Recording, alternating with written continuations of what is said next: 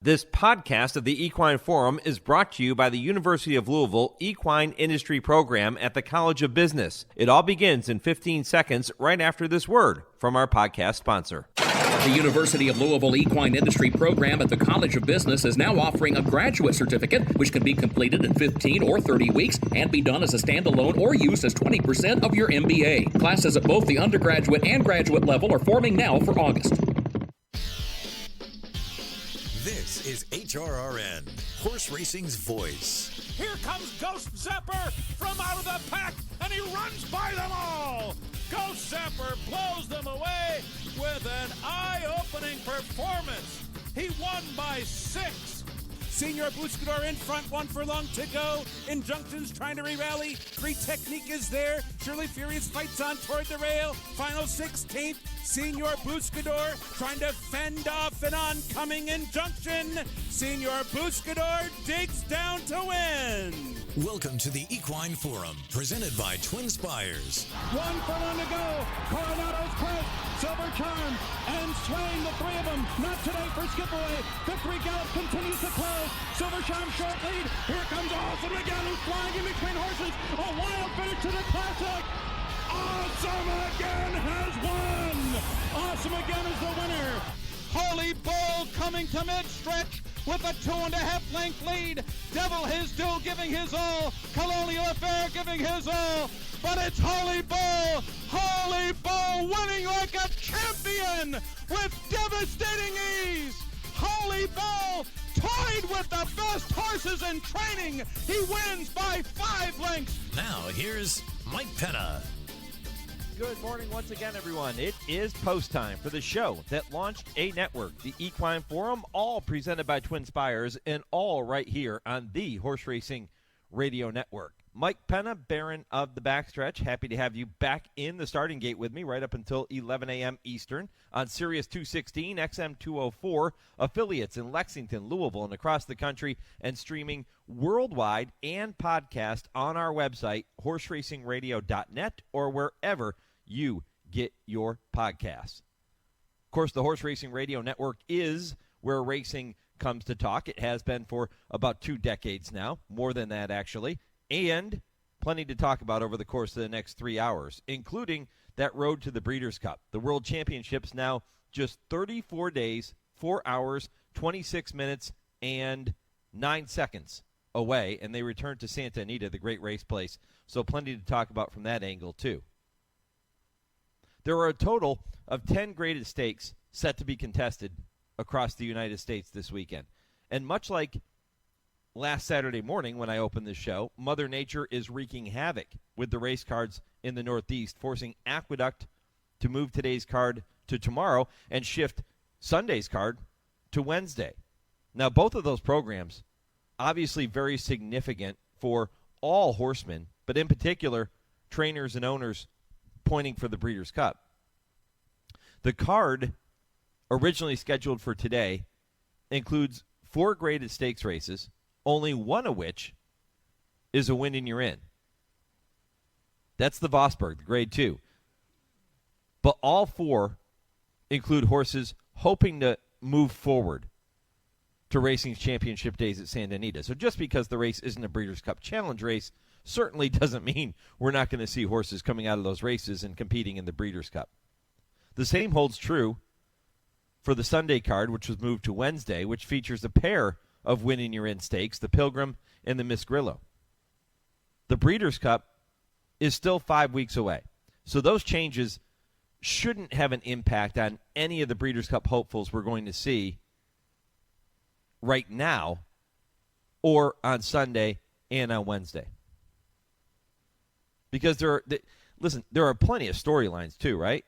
You look across these races, those 10 greatest stakes races we're going to see this weekend. Plenty of storylines to be found throughout all of them, really. But you have Golf's Ryder Cup, which is taking place in Italy this weekend. Matter of fact, it's going on right now. And it ain't going too good for the red, white, and blue. But in light of that event, it's appropriate that tomorrow's Joe Hirsch Turf Classic at Aqueduct pits talented American runners against a couple of top Europeans. You have defending champion Warlike Goddess and Sword Dancer, who was runner-up in the Sword Dancer runner-up, Soldier Rising, I mean. They lead the way for the home team.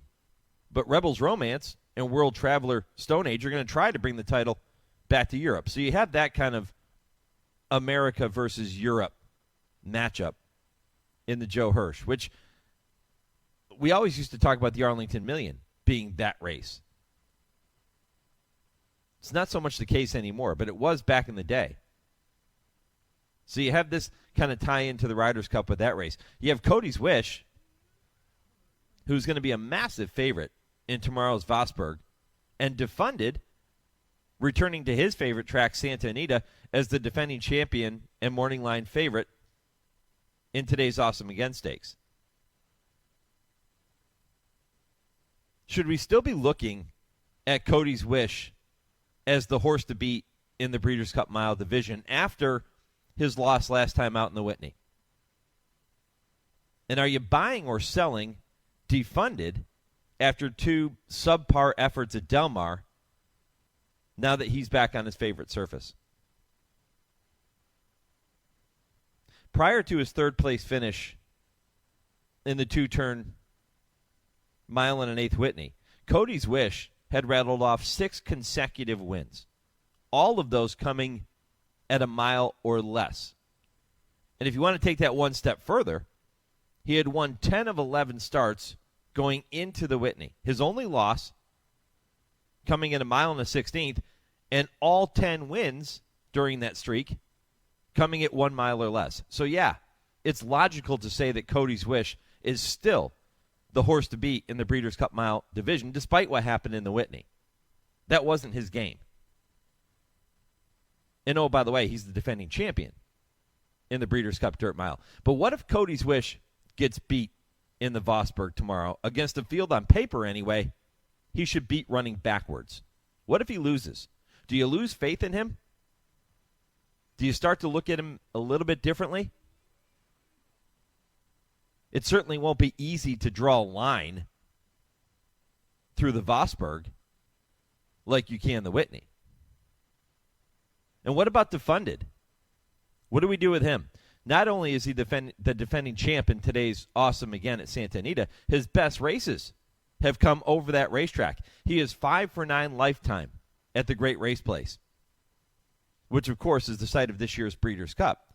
If he wins today, does he move ahead of White Abarrio as the top older horse in the country, especially considering he'll have a distinct home field advantage in the Breeders' Cup Classic and a recency edge over White Abarrio? What do you do with Defunded? Do we look at him differently after 2 subpar efforts at Del Mar if he returns to form and defends his title in the Awesome Again? And what about the Lucas Classic at Churchill today and the Woodward tomorrow at Aqueduct? Both historically have provided us with several Breeders' Cup winners. But when you look at those respective fields this year, is the glass half full or is it half empty? How do you see it? Do you see a Breeders' Cup winner coming out of either race this year? Well, let's see. You have Zandon. He's the 2-1 morning line favorite in the Woodward. Nice horse. Grade 1 winner. But he's not Curlin. He's not Ghost Sapper. He ain't Mineshaft or Cigar or Holy Bull. Just not. He's been worse than third 1 time in his 12-race career. Pretty good, but he's only won twice. How about Charge It? Charge It's an in and outer. On his day, he can run with anybody. And he's kept really good company throughout the majority of his career. But is he consistent enough to make you believe he'll give the Woodward another Breeders' Cup winner? Questions need to be answered. What about the Lucas Classic? You have Rattle and Roll, the 7-5 morning line favorite. And going back to his win in the St. Louis Derby last August, Rattle and Roll has won 5 of his last 9 starts. He's in pretty good form. And that's a good record until you consider that 4 of those victories came in grade 3s. One in a listed stake, the St. Louis Derby. He came up short in the 2 grade 2 races and the pair of grade 1 races he attempted over the course of that stretch. So it's hard to hang your hat on Rattle and Roll's chances of going on to win the Breeders' Cup Classic. I think American Revolution, who is 5-2 second choice in that race, is the much stronger play if you're talking about a horse that can win a Breeders' Cup race. He won the Grade 1 Cigar Mile in 2021. So the Breeders' Cup Dirt Mile may be a viable option. And he was runner-up to Olympiad in the Grade 1 Jockey Club Gold Cup last year, so he's capable of going longer at the top level. But can you get past his last race at Saratoga when he was beaten as the heavy favorite in the New York-bred Evan Shipman? Now, he did have a couple of excuses that day. It was his first race back in over 11 months. He stumbled at the start. So today's race is huge for American Revolution. If he's the same horse we saw in 2021 and 2022, he can win the Lucas Classic. And then we can start talking about a potential Breeders' Cup winner coming out of that race. But it seems like there's more questions than answers, and we're still waiting for somebody to emerge in that older horse division and say, I'm the one to beat. A lot of people think it's White Barrio based on his last performance. Maybe it is, but he's coming into that race, the Breeders' Cup Classic, off of a long, long layoff now. So he's got a question there. Can he overcome the layoff? 3-year-olds are leading the way. At least that's the way it looks at this point. We'll see what Defunded does today. We'll see how Cody's Wish comes out of the Vosburg tomorrow. A lot of things to think about. Big weekend, 5 weeks out from the Breeders' Cup. Poll question this morning. On this day, 33 years ago, the great Hall of Fame jockey Bill Shoemaker recorded his first graded stakes win as a trainer. Remember, he went on to a training career after his riding career concluded. Tell us your favorite trainers that began their careers as jockeys. I can think of several right off the top of my head. Wayne Catalano, Wesley Ward pop into my head right away. But there are plenty of others. So tell us your favorite trainers that began their careers as jockeys in honor of this being the 33-year anniversary of Bill Shoemaker recording his first graded stakes win as a trainer. You can do that on our social media pages at HRRN on Twitter, Horse Racing Radio Network on Facebook, or you can email the show, mike@horseracingradio.net, and let me know your thoughts. Okay, here's what's coming up. Very busy 3 hours for you this morning. Every segment jam-packed. Unsung Heroes presented by Woodbine Entertainment coming up in just a few minutes, right around 8:15 Eastern. Jason Cook will join me at 8:35. He's going to talk about 3 Technique, who goes in today's Win and You're In ACAC at Churchill Downs. Jim Goodman, the Director of Wagering Development at Keeneland, will be with me at 9 o'clock to kick off hour number 2. He'll look ahead to the fall meet, which begins on Friday. I'll go down the road to the Breeders' Cup at 9:20 with Mike Willman, who is the Director of Publicity at Santa Anita. Mark Glatt will join me at 9:40, the trainer looking to win the Santa Anita Sprint Championship again with Dr. Shivel, the winner in 2021. At 10 o'clock Eastern, the TwinSpires Triple Play. That begins hour 3. James Scully will give you 3 races you can keep an eye on this afternoon. Kurt Becker, Stroll Through Racing History at 10:20. And at 10:30, I Ask, They Answer rounds out the show. Plenty to get to for you here this morning. It all comes your way next. This is the Equine Forum, presented by TwinSpires on HRRN, Horse Racing's voice. Race to TwinSpires, where you can unlock a $25 risk-free bet. Just use the code HRRN25 when you sign up. And if your first bet doesn't win, TwinSpires will refund your account up to $25. Wagering on the app is fast with free past performances, insider picks, and power plays every day you wager. TwinSpires. Download the app today to earn your $25 risk-free bet. Void where prohibited. For terms and conditions, visit TwinSpires.com. Must be 18 or older, 21 and older where applicable. For help with a gambling problem, call 1-800-GAMBLER. Join us at Hollywood Casino at Charlestown Races on Saturday, October 14th for the 37th Annual West Virginia Breeders' Classics. It's the premier night of racing for West Virginia breds on the Charlestown calendar, headlined by the $300,000 Sam Huff West Virginia Breeders' Classic, where Muad'Dib will look to become the first horse to win 3 consecutive runnings of the night's main event. The card features 10 stakes races worth a total of $1 million in purses. First post time is scheduled for 7 p.m. Eastern. It's the 37th Annual West Virginia Breeders' Classics here at Hollywood Casino at Charlestown Races. Prairie Meadows is the place to be for live horse racing action now through September. Join in on the excitement of upcoming special race days, including the Quarter Horse Championship September 29th with a post time of 6 p.m. and Iowa Classic September 30th, first post 4 p.m. 2 fantastic nights to close out the season. Experience the thrill of live horse racing at Prairie Meadows, your favorite place to play. I'm here with Joe Brown Nicholson of Nicholson Insurance Agency. Joe, how do you value a horse for insurance? Well, Mike, it's easy to value a horse when purchased out of a public auction. The insured value would simply be the auction price. But insuring homebreds can be a little more involved. How so? Well, factors such as a stud fee, conformation, pedigree, sales and race records of siblings, even popularity of the stallion, all come into play.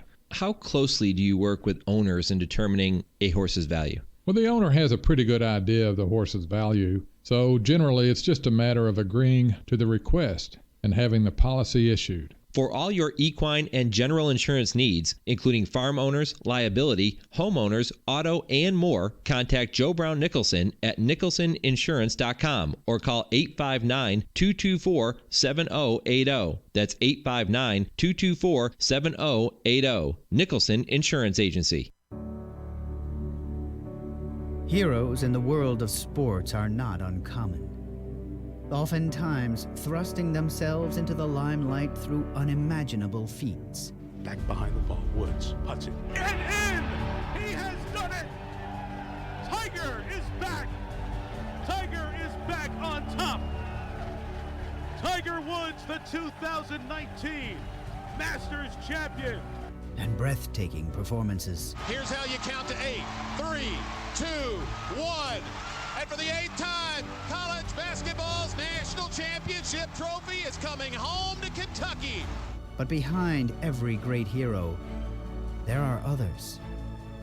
Individuals who play a crucial role in the achievements of those we read about in the headlines.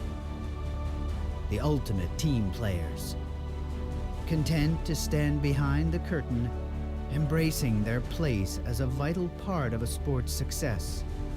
In horse racing, these are the unsung heroes. No doubt, it's a sport filled with unsung heroes. There are so many people in our game that do incredible work behind the scenes. You never read their names in the headlines. But I have this segment on this program to recognize those individuals and lift them up and celebrate them, because without them, we do not have a sport. We do not have an industry. And this week, please join me in welcoming Angel Romo Sotelo to the program. He is the longtime assistant trainer with Catherine Day Phillips up at Woodbine, and he is with me now here as this week's Unsung Hero. Angel, appreciate the visit. Thank you. Thank you for having me. Yeah, and congratulations. And I was reading earlier this week that Woodbine has named you their September Horse Person of the Month, so congratulations on that honor as well. Thank you so much. You know, when I reached out to Catherine and asked her if she would put me in touch with you, and I explained to her what I was hoping to do and invite you onto the program for this segment, she was so excited. So tell me about working with Catherine Day Phillips. How long has that relationship gone on? Well, it's great to work for her. I have been working for her since 2010. Yes, I got so lucky to have the opportunity to be part of the team, and I've been here since then. You know. Yeah, it's a great story. You grow up in Mexico, and I had noticed you had a quote that you had given to Woodbine when they named you the September Horse Person of the Month, and you said, "I was basically surrounded by horses the moment I was born. Almost my entire family has been involved with racehorses." So take me back to the beginning, growing up in Mexico. How did you end up around horses? Yes, well, my grandpa, like on my father's side of the family, he always had quarter horses. always raced quarter horses, and we always had like rodeo horses. So my dad always had horses in our little farm in Mexico. So yeah, that's when I said I was basically surrounded by horses the moment I was born. But I started working with thoroughbreds when I turned 16. I moved to Florida, and that's when I started working with thoroughbreds. But my family, like my father's family, they were already there. They were already working for Nile, and that's how I started. Did you always want to work with horses? Was there ever a time when you thought maybe you would do something other than horse racing? Well, at first I wanted to go to school. I wanted to have a career or something. But when I was 16, we always. My dad was always struggling to feed us. I have four brothers, and I was like, no, I think I need to start working and start, helping him. So that's how I moved to Florida. And then when I started working with the horses, I got so passionate, and I love it so much. And I was like, wow, I'm getting paid for this, and I'm doing what I want, what I like, and that's how I stayed. And that's what I've been doing all my life. What's the most rewarding thing for you working with horses? Well, I mean, it's really nice when you win races, but it's watching horses being happy and seeing like knowing people like this sport or this job take you to so many places, and many different people and a lot of different places.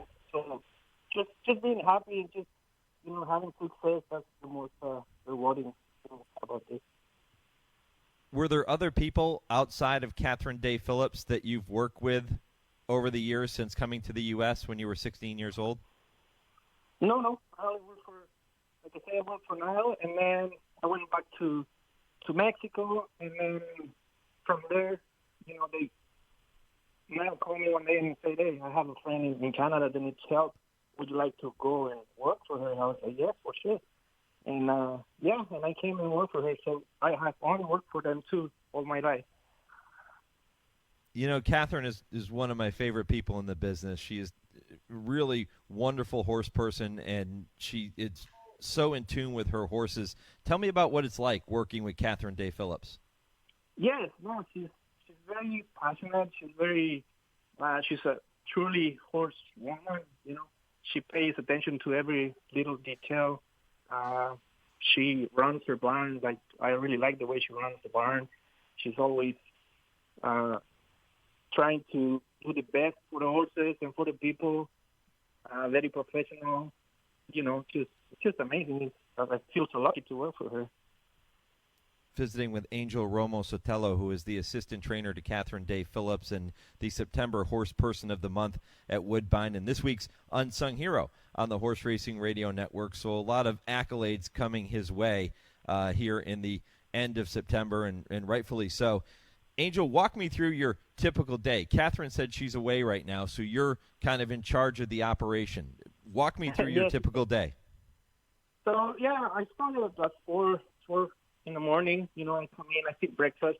Horses, they get happy when they see me. I think they are the only ones that are happy to see me, and that feels good. So I feed breakfast. I go around, I check every horse's leg. Whoever needs medication, I do medication.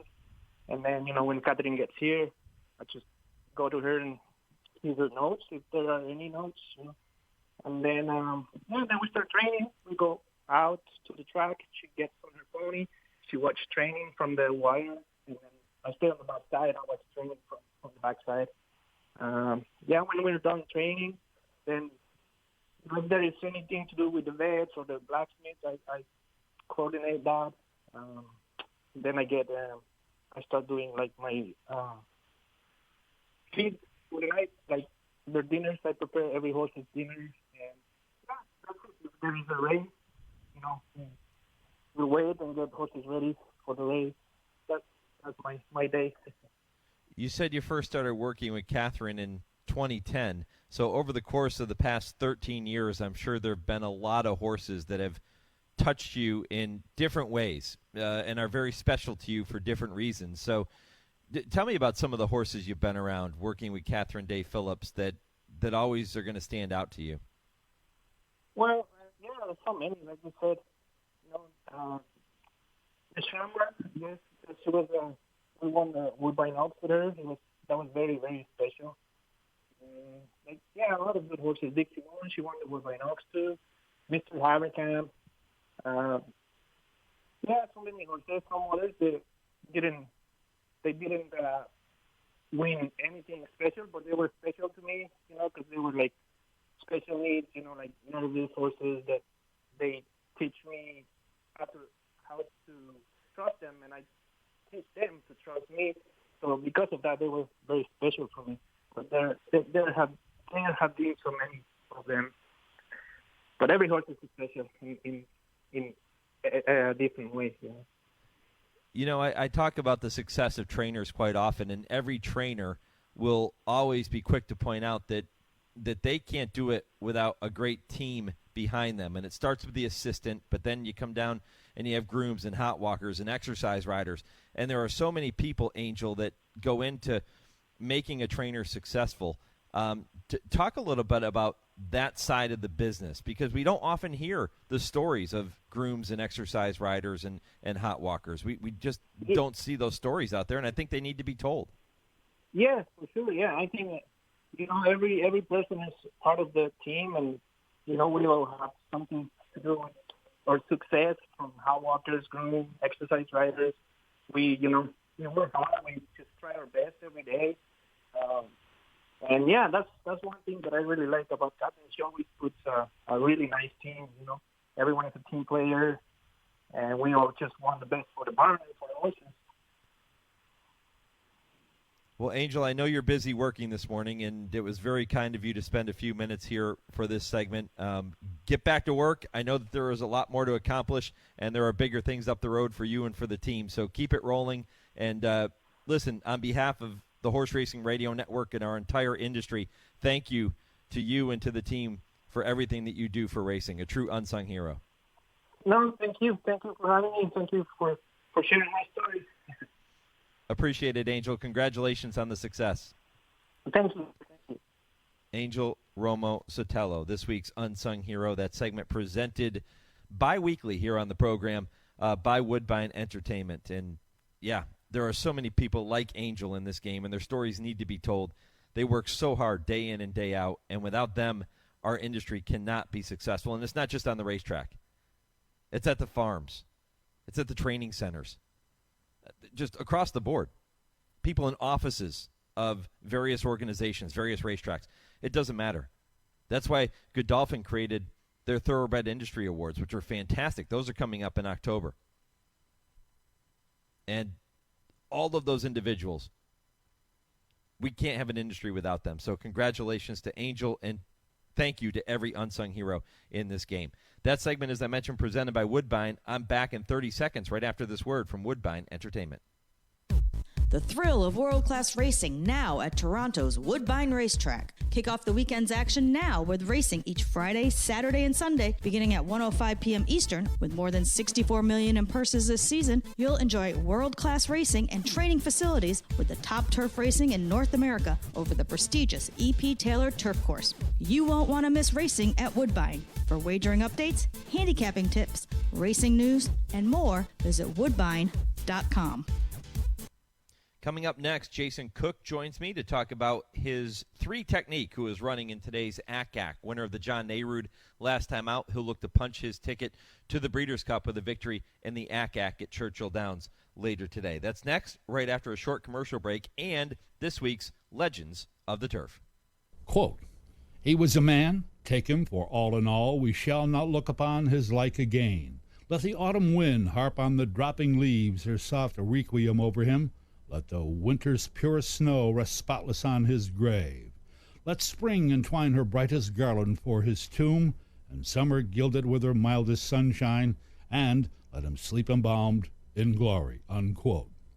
The man being profiled in this piece was a personification of the American success story of rags to riches. No better example can be found in any field of human endeavor. His career as a breeder, developer, and master salesman of both standardbreds and thoroughbreds cuts a broad swath through the annals of racing history. For 11 consecutive years, he was the nation's leading owner and breeder of horses, winning races that were bred on his farm. He was born December 28, 1856 in Bethlehem, Pennsylvania, and he was the oldest son of a family that came to these shores from Roscommon, Ireland in the mid-18th century. As a youth, he, being the oldest son, had to learn to fend for himself very quickly, and as a result developed a marvelous physique while excelling in boxing, swimming, running, and jumping. In his later years, he became quite friendly with the likes of Bob Fitzsimmons and Gentleman Jim Corbett, and he was a sparring partner for the legendary John L. Sullivan. He had many early trials and triumphs while overcoming many obstacles and barriers before moving to Kentucky as still a young man with limited resources, to say the least. There he purchased a few horses, and a legend in its own right was incepted. In time, he was involved in breeding, selling, and racing horses on a small tract of land along Winchester Pike in Lexington. This was the beginning of the building of a historic farm, which he named after a superb thoroughbred he raced in the late 1890s. That farm, eventually spanning 2,000 acres of the beautiful bluegrass. He became a world-renowned breeder and stuck to his guns during the time when racing was in some jeopardy early in the 20th century. He was constantly encouraging young farmers to go into the breeding of thoroughbreds. Because of these activities and his virtually unbounded charity and philanthropy, his mark became very deeply emblazoned on the pages of the history of the thoroughbred world. He was a deep thinker indeed and an ardent student of bloodlines, and he coined the following phrases, quote, "No foot, no horse. Opinions die, records live." As to size of horses, well, many big turnips are indeed hollow. Frequently I hear of a horse being called a quitter, or that he stops. This is, after all, a recommendation for a horse, since it is our aim to breed very fast horses, and only very fast horses stop and quit. 5 Kentucky Derby winners first found the light of day at his farm: Old Rosebud, Sir Barton, Paul Jones, Zev, and Flying Ebony. He also bred and raced the likes of Princess Doreen and Sir Martin. The latter in his time was the only American horse ever to start as the favorite in the English Derby. As you drive out of Lexington along Winchester Pike, there is a slight elevation that slopes to and faces that road from the farm. There's a plot of ground there enclosed by a stone wall shaped like a horseshoe, and there are buried Ploddet, Starshot, Ogden, and others aptly marked by gravestones, and a separate enclosure for Nancy Hanks, the famous mare, with a granite monument. The farm, Hamburg Place. The man having been profiled died in 1929 at the age of 72, but the legend lives on. He was truly a giant in his time and was known as the Wizard of the Turf. He was John E. Madden. You're listening to HRRN, Horse Racing's Voice. Race the TwinSpires, where you can unlock a $25 risk-free bet. Just use the code HRRN25 when you sign up. And if your first bet doesn't win, TwinSpires will refund your account up to $25. Wagering on the app is fast with free past performances, insider picks, and power plays every day you wager. TwinSpires. Download the app today to earn your $25 risk-free bet. Void where prohibited. For terms and conditions, visit TwinSpires.com. Must be 18 or older, 21 and older where applicable. For help with a gambling problem, call 1-800-GAMBLER. When it's time to paint the fences and barns, think Farm Paint. At Farm Paint, you get the industry's best coatings and paints factory direct at low, low prices. Farm Paint is your source for quality paints, roof coatings, dustless arena footings, and more. You can purchase online or drop into a Farm Paint store near you with locations in heart of bluegrass country at 700 Phillips Lane in Lexington, Kentucky, Columbus, Ohio, and Sandusky, Ohio. Buy factory direct and save at farmpaint.com. That's farmpaint.com. Class Racing is back at spectacular Santa Anita, and our 19-day autumn meet will be highlighted by the Breeders' Cup World Championships, which will be hosted by Santa Anita for a record 11th time on November 3rd and 4th. Make your reservations now at breederscup.com/tickets. Fans, in addition to great racing, Santa Anita has now returned to a traditional Pick 6 with a 70-30 split and daily consolation payoffs, along with a carryover if there are no tickets with 6 winners. Along with a $1 Pick 6 for the first time ever, we'll have a $3 All-Turf Pick 3 on the final 3 grass races each day, and on Saturday, the All-Turf 3 will include both the Grade 2 Eddie D Stakes and the Grade 2 City of Hope Mile. Be sure to register for our free $5,000 online Showviver at santaanita.com and join us on Saturday for an outstanding 10-race card, including 4 stakes headed by the Grade 1 $300,000 Awesome Again. First post time is at 1 o'clock. Join the Maryland Jockey Club in celebrating the 38th running of Jim McKay Maryland Million Day on Saturday, October 14th at Laurel Park. Come with friends and family to Maryland's Day at the Races and enjoy a great day of racing, on-track entertainment, hat contest hosted by Hats by Marget, and more. Meet us at Laurel Park on Saturday, October 14th. Visit laurelpark.com for details. First post, 11:30 a.m.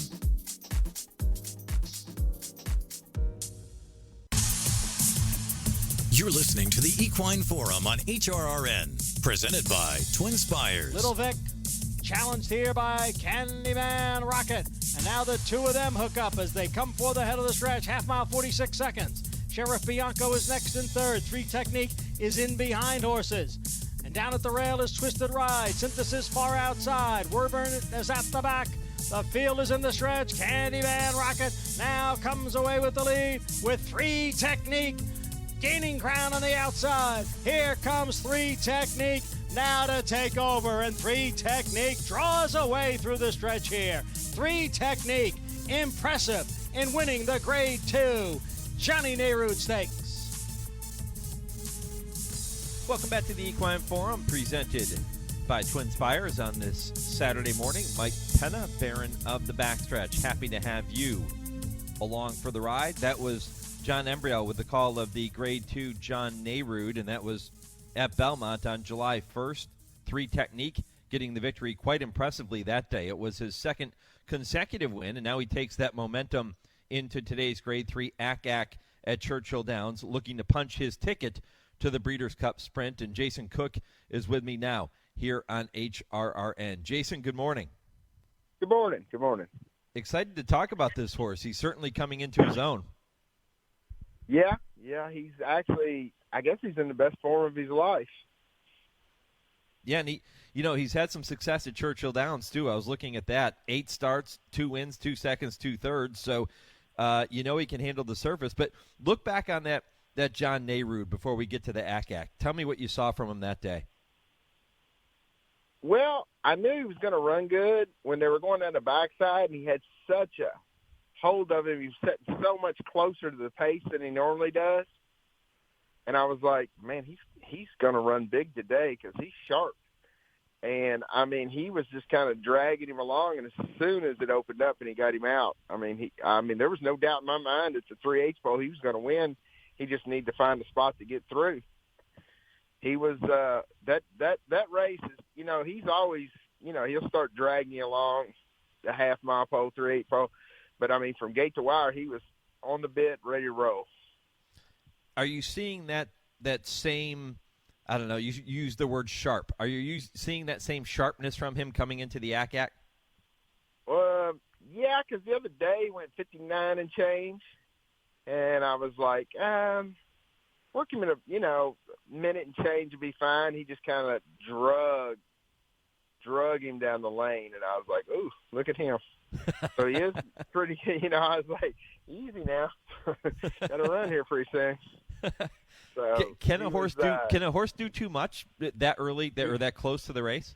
Yeah, yes he can. Yes he can. And I was a little worried. I was like, easy, because he was on it. And Declan Cannon was nice enough to come working for me because Raphael was riding the Oklahoma Derby, and he had never been on him. He's like, he's definitely fit and sharp, ready to get back at it. And I was like, thanks, Declan. But he was at the 8th pole. I was like, wow, look at him. because he was definitely, a handful that day, and he's been a handful since. But yeah, I was a little worried. I wanted him to go a tick slower, but he's an athlete. He puts those 59 and change works in pretty handily. He doesn't look like he's, doing too much when he does them. What signs, Jason, does a trainer look for after a horse has a big work like that, especially if it's the work right before he's coming up to a race? What signs does a trainer look for to let you know that it did not take too much out of the horse and he's still got plenty left for game day? Well, first and foremost, if he eats. Okay. Eats dinner that night. Because they do a little much. Sometimes they'll leave a little dinner, but, you got to watch for that. And, I sent him back to the track a couple days later, and he was pulling the rider out of the irons. So I was like, well, he obviously is ready to roll. I always wind him down after his last work as far as training. I kind of try to have an easy week with him leading up to the race. And I always give that horse, I don't give every horse, but I always give that horse the day off the day before. He just seems to do better like that. Because it really puts him on, gets him geared up. Because a lot of Sundays I give him off because he works on Saturdays. And he always on Monday he loves that day off every now and then. But he is just like all week he was training a little more aggressively than I kind of wanted him to. But in saying that, he didn't do anything wrong, and it didn't, he was bouncing along, coming off the track. He was a happy horse, so I wasn't too concerned about it.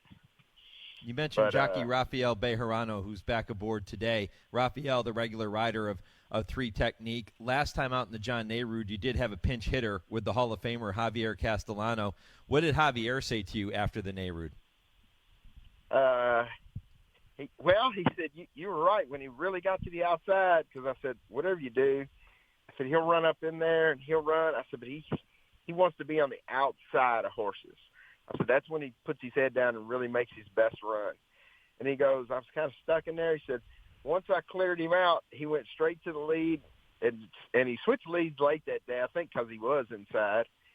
And he said he put his head down. He said, you're right. Since he seen clear sailing, nobody on the outside of him, he was gone. I said, that's him. He just wants to get out free and take aim, Okay, and, so he breaks from. You're right about that.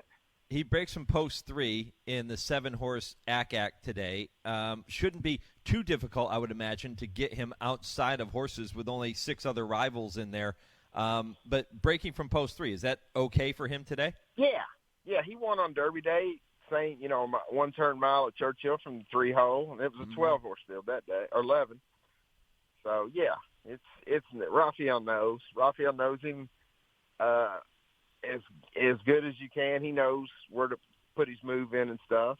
So yeah, I'm not. I'm one of them guys that's like, well, I did this, and then I hand it to a jockey, and I'm like, that's your job. Set you and the horse. I'll set your what.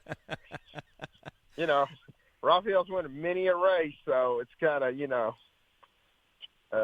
it's their job to weed through the traffic. It's my job to get him over there. I mentioned at the beginning of our conversation that 3 Technique would look to punch his ticket to the Breeders' Cup Sprint with a win in the ACAC, but the ACAC is actually a win for the Breeders' Cup Dirt Mile Division, which is a race that 3 Technique competed in last year after running in the ACAC. But you'd have options, right? You could go to the Sprint if you wanted to, but it sounds to me like that 1 mile distance is probably a little better for him. You mean the 3? Well, the 1 mile is 2 turns, and he has never hit the board 2 turns. I think he ran 3rd in a grass race once. And he's never hit the board 2 turns. He ran 1 good race, in my opinion, as a 3-year-old at Oaklawn. He ran 4th, but he was dealing with some really nice horses. And that's where I had him. And he just doesn't like – he likes 1 turn. When I got him and I first started breezing him, I said, man, this horse, he's going to make a nice sprinter. But, it's a little short for him. But then I kind of taught him to relax more and finish more. because if you go back and watch when he broke his mate, because I watched all the videos of it, he kind of was like going down the backside, and the rider was hustling along. Then all of a sudden he got out in the clear, and he went at Saratoga. He went from like last to first, and looked like he was. I mean, it was impressive. And I said, stretch him out a little farther, let him make that same kind of move, because he can go a mile. He just doesn't like going 2 turns. I think that's why he's done well for me. I know he likes to be on the outside of horses. I know he don't want to go 2 turns. I kind of let him do what he wants to do and put him in a situation where it's his kind of thing, And he seems to he responds well to doing a certain kind, a 1-turn race, coming from behind, getting to the outside. I just try to make that scenario happen every time. It don't always work, but Yeah, so if he runs well today, do you start looking at a race like the Breeders' Cup Sprint as opposed to the Dirt Mile? Yes. Yeah. Absolutely. Yeah, because of the 1 turn, obviously. Yep. Yeah. Yeah, it makes sense. 3 Technique going in today's ACAC. He is 3-1 on the morning line for trainer Jason Cook, who joins me here on the Horse Racing Radio Network this morning. Jason, you said something very interesting a moment ago. You said you started teaching 3 Technique to relax and finish more. How does a trainer teach a horse to do that? Well, he kind of had that in him anyway, but whenever I ran him at Turfway, and I don't think he liked the poly track. He did hit the board in a stake over there.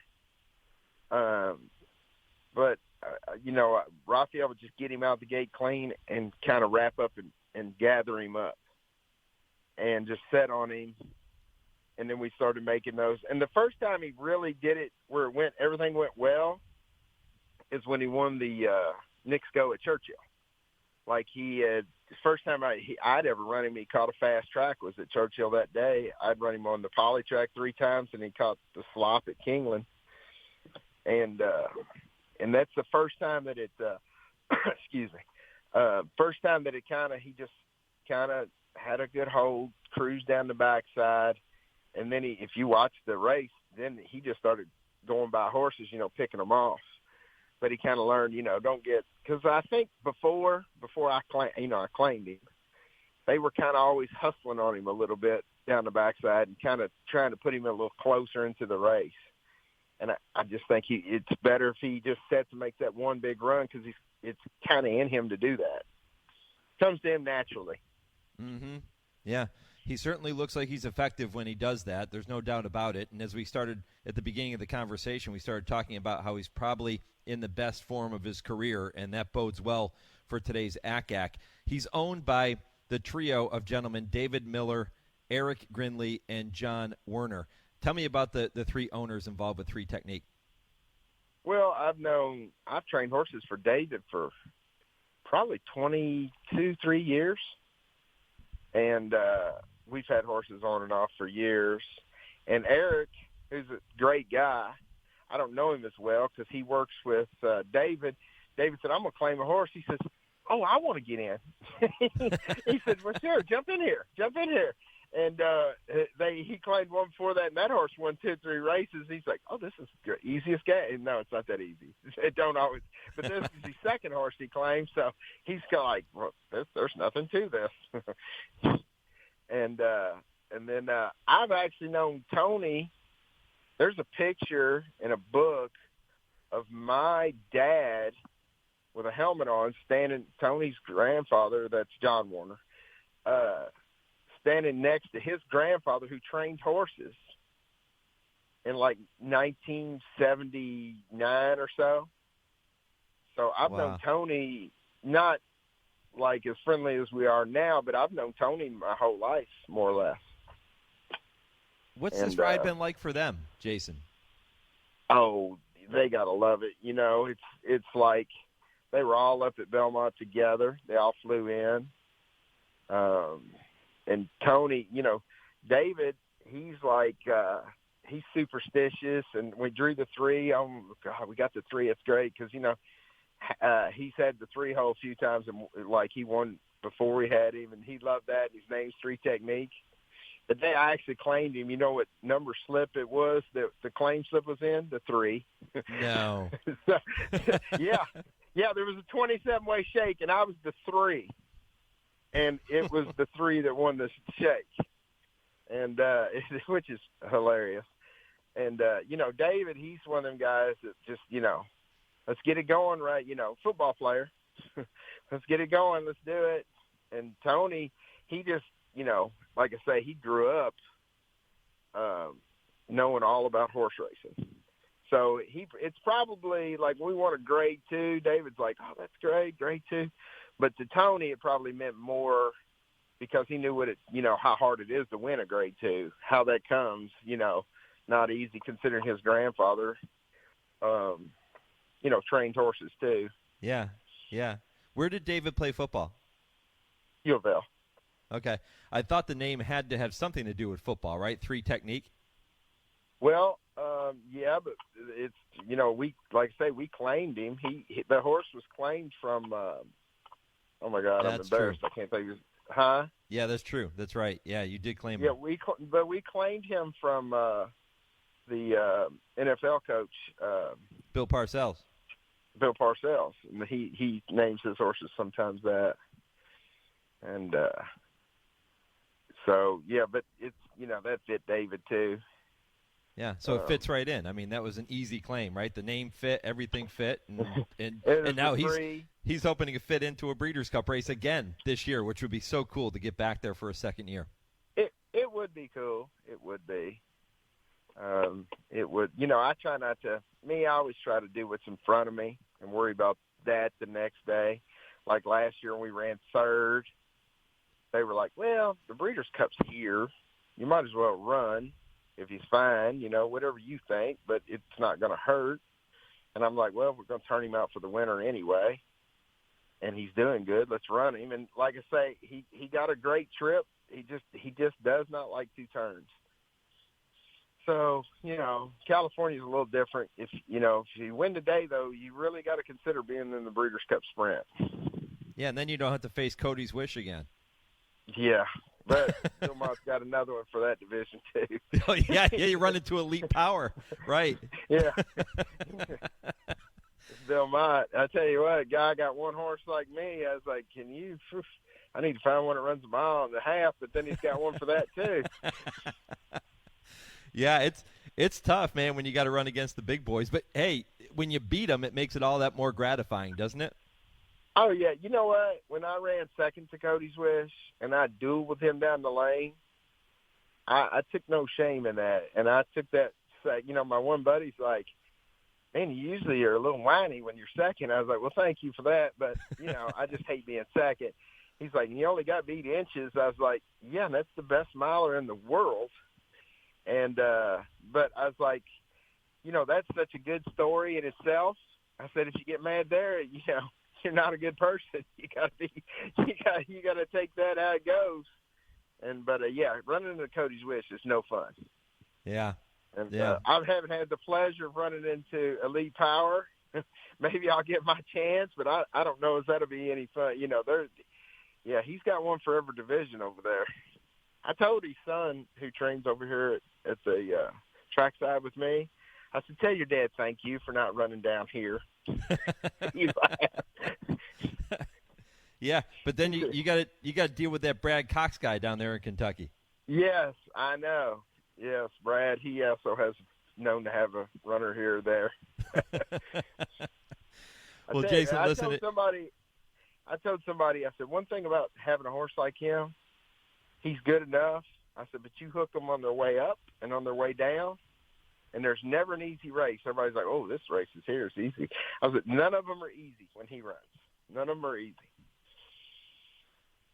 So true. Jason Cook here on the Horse Racing Radio Network. Jason, listen, all the best today with 3 Technique. I really hope he runs a big race and you're on your way to the Breeders' Cup again. Keep it rolling. Good luck, my friend, and let's go get it done. All right. Thank you. You have a good day. All right. Appreciate the visit. That is Jason Cook. Always a lot of fun to catch up with him and to talk about 3 Technique here in this case. Like you said, his one horse. And he goes up against the big boys all the time. But, sometimes the little guy wins, which is fantastic. And let's hope 3 Technique can keep it rolling in today's ACAC, that 1 mile race is set for race number 9 at Churchill. Post time 4:58 Eastern, 1:58 out on the West Coast.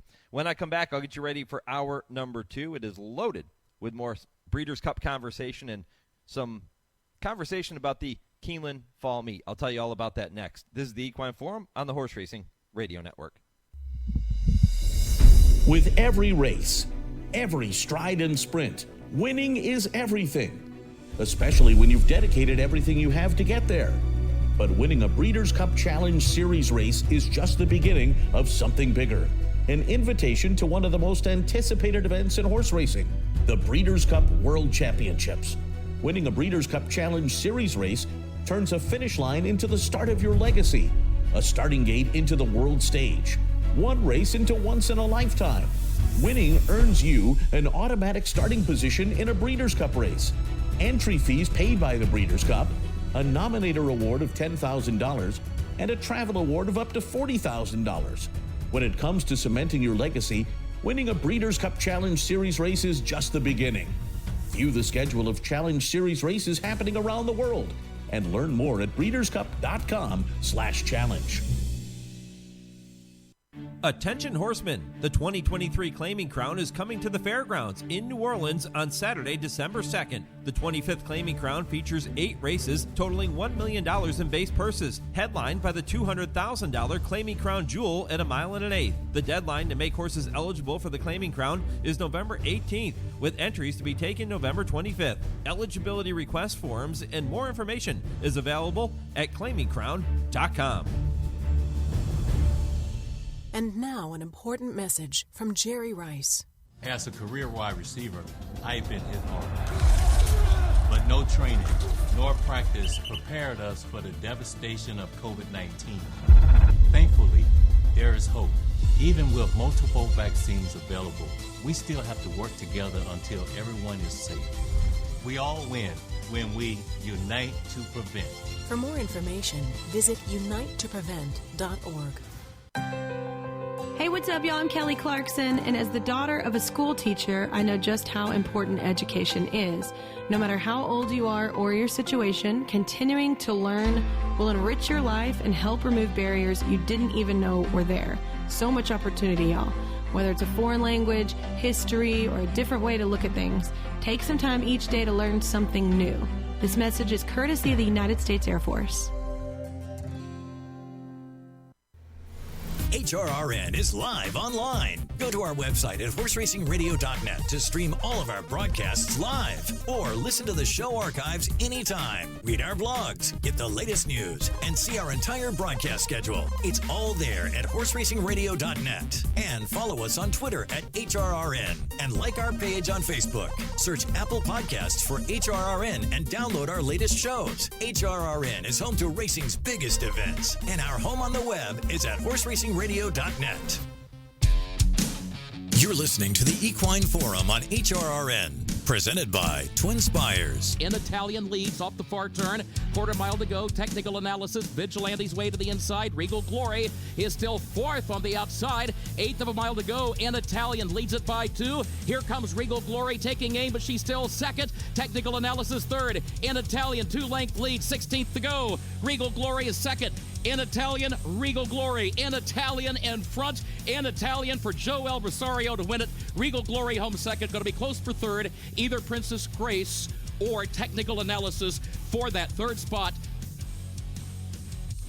Kurt Becker with the call of last year's First Lady at Keeneland, won by In Italian, who is expected to be back to defend her title in that race on opening weekend. The meet kicking off on Friday, Fall Stars weekend, loaded with quality races and defending champions, by the way. You have Annapolis, winner of last year's Coolmore Turf Mile, expected to come back in that race next weekend. I mentioned In Italian. You have Manny Wah, who also won last year. And you have Caravel, all among the standouts nominated to the Fall Stars Weekend Stakes at Keeneland. And it's going to be incredible as we kick off the 17-day fall meet. I'm going to be joined by Jim Goodman, the Director of Wagering Development, to begin hour number 2. He'll join me in just about 2 or 3 minutes. Mike Willman, the Director of Publicity at Santa Anita, will go down the road to the Breeders' Cup with me. always a fantastic guest. He is so on top of things on the West Coast. Mike is going to preview the big races this weekend and look ahead to some other big races coming up throughout the meet as Santa Anita prepares to host the Breeders' Cup yet again.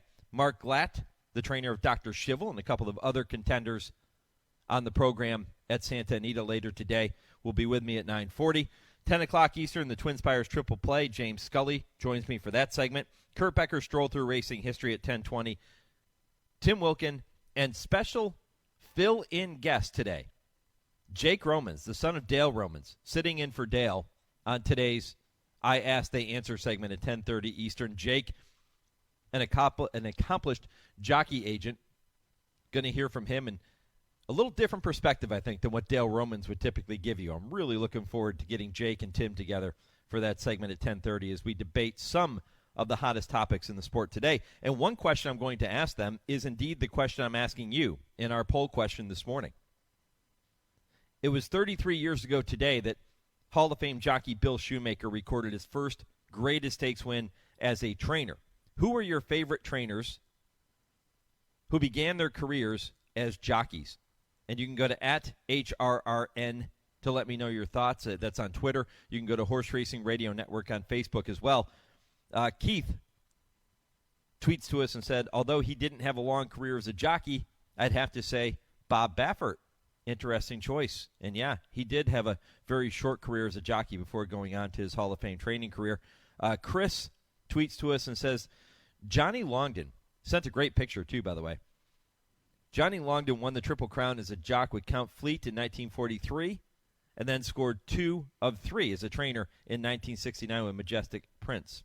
Yeah, good call there. And Steve Asmussen getting a vote in here too. So keep those coming. You can go to @HRRN on Twitter, Horse Racing Radio Network on Facebook. If you don't do social media, email the show, mike@horseracingradio.net, and let me know your thoughts. That's what Tom did. And Tom in St. Louis says David Gall won the 5th most races of any jockey with more than 7,300, almost 7,400, and went on to be a trainer as well. So great choices. Keep them coming, and let me know your thoughts as we move throughout the rest of the program. All right, I'm back with hour number 2, right after this 10-second pause for station identification. This is the Horse Racing Radio Network.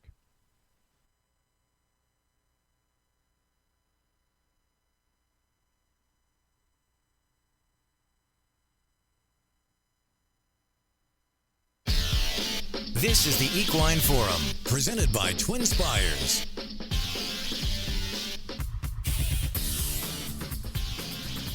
Welcome back, hour 2 of 3. Baron at the backstretch, Mike Penna. Happy to have you with me on this Saturday morning. If you missed any portion of the first hour of the program, my Unsung Hero segment, my visit with Angel Romo Sotelo, the assistant trainer for Catherine Day Phillips, or that great conversation with Jason Cook just a short time ago, talking about 3 technique in today's ACAC at Churchill Downs. If you missed any of that, head back to the website, horseracingradio.net. You can listen to the podcast anytime that works for you, and you can also do that on every podcast platform. So follow us on Apple Podcasts, Podbean, Spotify, however you get your podcasts. Check us out and listen to not just this show, but all of our shows that we bring your way throughout the week. Plenty of content over the next 2 hours, including Jim Goodman, who is set to join us momentarily here. We'll get Jim on the line with us and get a chance to look ahead to Keeneland's fall meet. And I was asking you at the beginning of the show, I threw out a couple of questions, walked through a couple of the horses in today's Lucas Classic and tomorrow's Woodward at Aqueduct. Those are 2 races that historically have been very good at providing us with Breeders' Cup winners. And you look at the fields in those races this weekend, and I don't know if you can say that that is going to continue this year. Now, there are some possibilities, but I think there's more questions than answers with horses that are competing in that field, and horses in particular that are going to be short prices in those fields this weekend. I don't know if you can say the same thing about next weekend, though, because next weekend at Keeneland is absolutely loaded. You heard that call of In Italian winning the First Lady Stakes a short time ago. Our friend Kurt Becker has the call, and he'll have the calls again starting on Friday.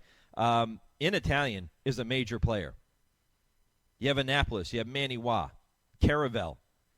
So many big names set to go at Keeneland on Fall Stars Weekend, and nobody knows that better than Jim Goodman, who is indeed with me now, the Director of Wagering Development at Keeneland.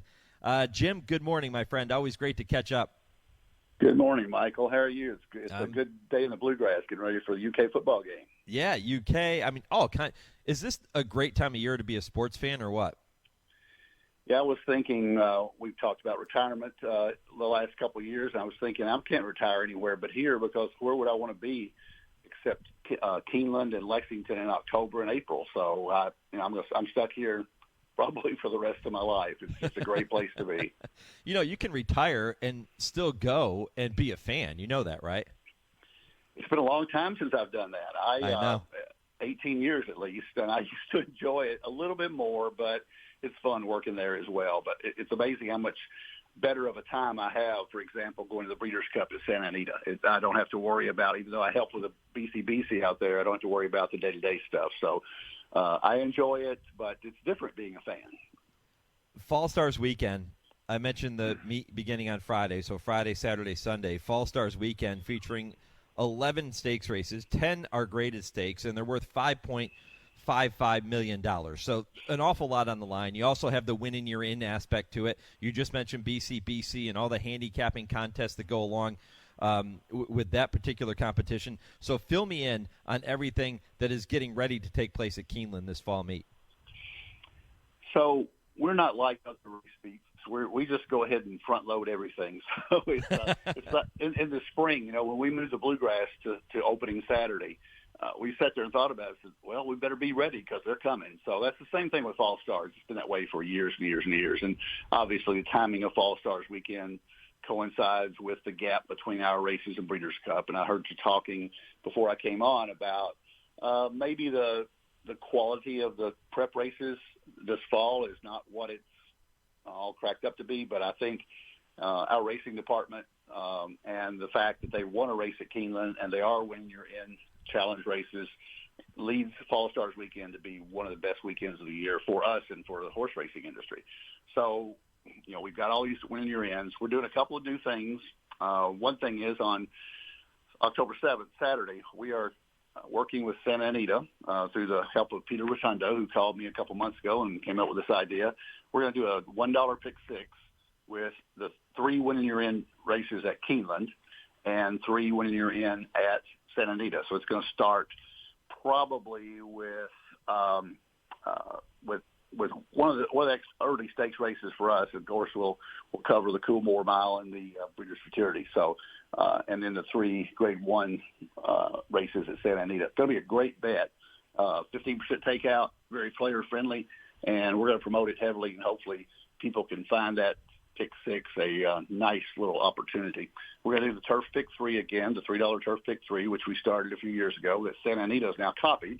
Wish I had a copyright on that so I could get a little bit of handle, but I didn't do that. But at least I get credit on Twitter and say, yeah, Jim Goodman came up with this bet. But it's a great bet that we started here, and it's a higher minimum, low takeout, very player-friendly wager. So everything else is going to be the same. Lots of pick fives. Still one of the lowest takeouts in North America. Great racing. Our turf course is second to none, and hopefully our weather next weekend looks exactly like it does today, 78, 80, and sunny. Yeah, it couldn't be any more perfect. Keeneland will be jam-packed, especially if the weather forecast holds true. Just an incredible atmosphere for that Fall Stars Weekend. Jim, how about contests? Any big contests taking place during the meet? Yeah, the second weekend, we have our BCBC NHC Challenge, which is a $3,500 buy-in. One of the best tournaments in the country with probably between 250 and 300 entrants, both here on track and on the major ADWs. It's a spinoff of the Grade 1 Gamble, which your friend Jude Feld started years and years and years ago here at Keeneland with 32 people up in the green room that's grown to over 300 now. So, we're tournament crazy here. We get really good players in from all over the country. It's the second weekend, so it's the QE2 Saturday. It's very good racing, and then we have a $400 contest, which is a buy-in on Friday, and it's just a very simple bet whatever you want to within the race, and we'll give away at least one BCBC spot in 4 NHCs. Last spring, our guy that won the big tournament took home a BCBC, an NHC, and around $67,000 in cash, so it was a $100,000 day for him. Before I forget it, too, Mike, I was on somebody else's show a couple of days ago, and I forgot this. We're changing our draw pattern for Keeneland. And I'm sure you're aware of it. It came out in a press release, but it's very important for horse players to get that information early. So we are going to be drawing these Friday and Saturday card on Monday this week.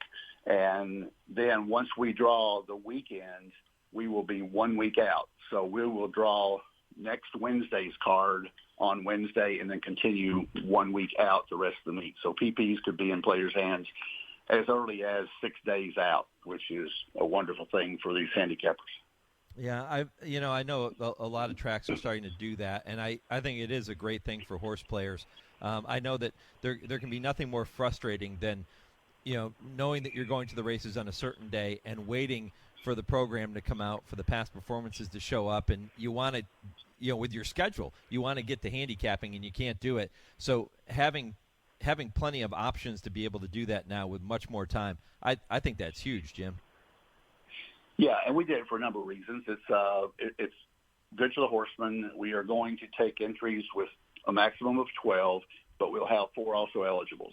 So hopefully with that gap in there that we'll be able to, if you have an early scratch, we will be able to fill it with an also eligible. So I hope that our field size increases. We're doing all kinds of things, hopefully to help the horsemen as well, not just the players. Do you find that in terms of the contest, you mentioned the NHC and BCBC, and you talked about how it all started with the Grade 1 gamble. Do you find that as those competitions have continued to evolve and the strategies and the technology continues to change when it comes to handicapping, do you find that the game has changed a little bit since the early days? Oh yes, it's a little more difficult to win now. Yeah, I think strategy was kind of an evolving concept, but now you've got people that are pointing toward these tournaments. So they'll point toward mine, they'll point toward the Monmouth Pick Your Prize tournament, the Santa Anita Big Buy-In tournaments, and Del Mar's. So yes, and you see the people that win the tournaments have they're consistent. They're at the top of the leaderboard week after week. Doesn't mean that somebody can't win it that hasn't played before. Paul Halloran won our contest in the spring, and it's the first live money contest he had ever played in. And so you do have that situation, but you also have a situation where people have an idea of what the number is that they need to win the tournament, and they strategize throughout the day trying to get to that singular number. And that perfect example of that was Drew Coatney last year in the BCBC at Keeneland. And his goal that he stated after the fact was to get to $100,000 and bet it all on Flightline. That's exactly what he did. He had to pick some horses prior to that, but he got to $97,000 and bet it all on Flightline and won a bankroll of $140 and wound up with $405,000 first prize as well. So you see that more and more, getting a target number, and a couple of guys in the industry are very sharp. Marshall Graham, for example, is one of the sharpest players around, and he has mastered the art of handicapping tournaments and getting to that number. Jim Goodman with me here on the Horse Racing Radio Network, Director of Wagering Development at Keeneland. Fall Stars meet kicking off on Friday, opening day of the fall meet. Going to be incredible. And if the weather holds true, as Jim just alluded to, it's going to be jam-packed. And I think, Jim, there's something to be said for that too, right? The atmosphere, it's like this on big race days at other tracks too, but the atmosphere at Keeneland, and this can be true for a Wednesday, it can be true for a Thursday. You get a nice day, especially in the fall when people are just, trying to soak in those last little bits of what would have been summer. Man, there's just something to be said for that atmosphere there at Keeneland. Yes, it's an amazing atmosphere, and it's one of the reasons I love working there, and I love going to the races there. Of course, one thing that we've done since COVID is we've limited the number of general admission tickets. So that has eliminated one of the things that always bothered me about Keeneland is that when it was unlimited general admission on a Bluegrass Saturday or on Fall Stars Saturday or on a football Saturday when UK was playing a night game, it got to be a little bit too much of an atmosphere, if you know what I mean. So now we're looking at on Saturday 23,000 at the max, where at one time it was 35,000. So you take a strain on the facilities, the staff, the getting a beer, the getting a bet down. That's not the case anymore, but the grandstands are still full, the dining rooms are still full, the paddock is electric, and it's a much better atmosphere for those fans that are there. It's a little harder to get into. You got to buy your tickets in advance, but the atmosphere, us, Saratoga, Oakland and big days, Del Mar and Santa Anita, all those racetracks have big days. We have bigger days in the fall, obviously, and we have weekdays that are packed as well with 11,000, 12,000 people. So we're somewhat like Saratoga there. You know, UK football, University of Kentucky, plays such a major role in so many people's lives in central Kentucky, and Keeneland does too. It's all part of the fabric of being a Kentuckian and living in the Commonwealth of Kentucky. So today, you're lucky that game is not next week, and I don't think that you'd see UK schedule a day game going up against Keeneland. Typically, it's a night game. Next weekend, you don't have to worry about that because UK is playing at number 1 ranked Georgia next weekend. That's a night game, but it won't be at Commonwealth Stadium, which bodes well for Keeneland. But one thing that I miss about that, Jim, is that you would always get the opposing team's fans coming in for the horse races, many of them experiencing racing for the first time, and they'd be wearing their team's colors, and there would be a lot of people dressed in UK blue, and sometimes you get some chants going back and forth, and I always thought that was one of the really neat things and unique things about Keeneland on Fall Stars weekend. Yeah, I don't think there's any other track that can claim that distinction. And I remember when I first started coming to Keeneland as a customer years and years ago, Georgia in particular was a regularly scheduled October opponent. Yes. And it seemed like that every time Georgia came to Lexington, that on the Friday before, even if it was a day game, the Friday before, the crowd would be half Georgia, literally. And then when LSU used to come to town, it was the same way. South Carolina, a little bit less, but the same thing.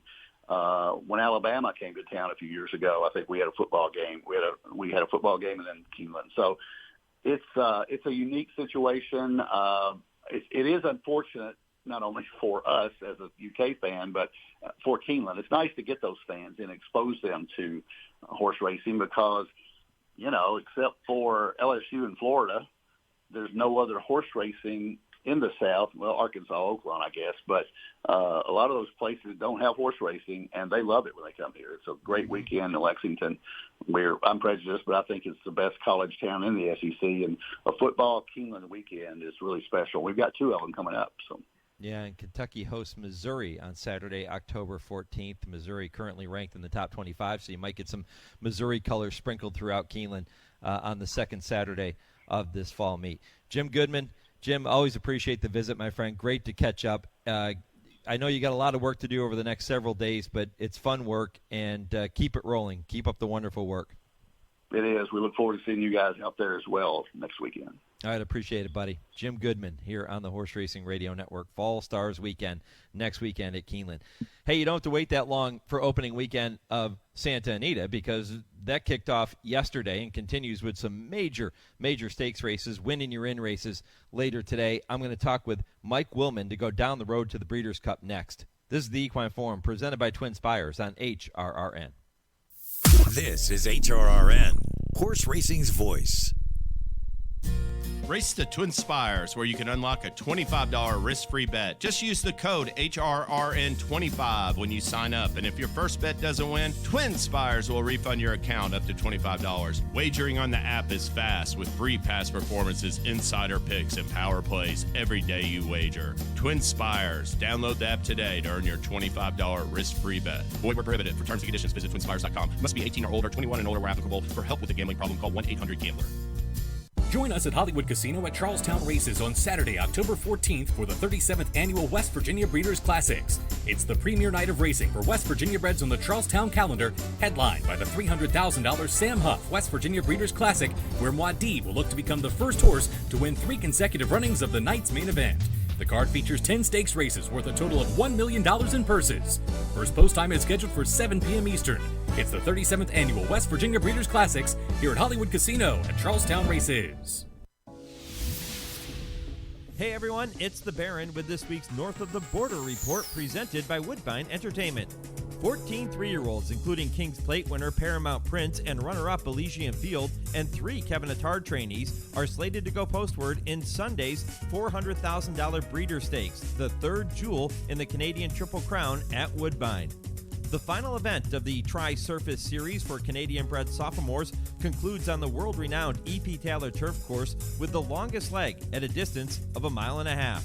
Dual Hall of Fame conditioner Mark Casse will have 2 chances to win his 4th Breeders, having won in 2007 with Marchfield, in 2018 with Nippewa, and last year with Surf for Shore.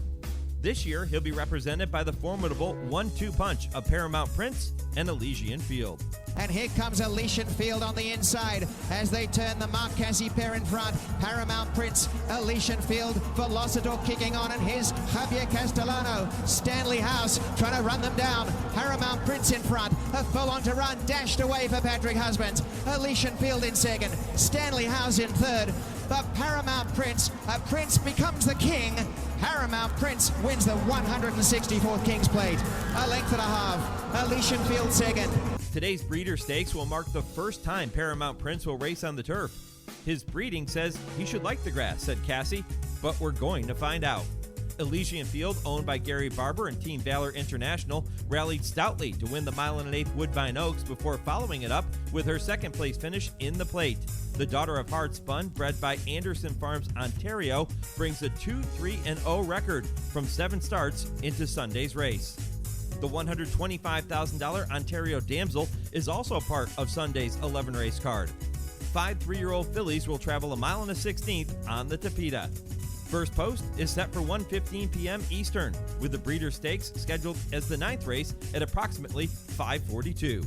And that's your North of the Border report for this Saturday morning. For more updates and racing information, visit woodbine.com or follow along on both Twitter and Instagram at Woodbine TV. You're listening to the Equine Forum on HRRN, presented by TwinSpires. As Slow Down Andy moves in on Defunded. Slow Down Andy, the new leader at the top of the stretch. Defunded trying to battle back, and Country Grammar 3 off the pace with a furlong left to go.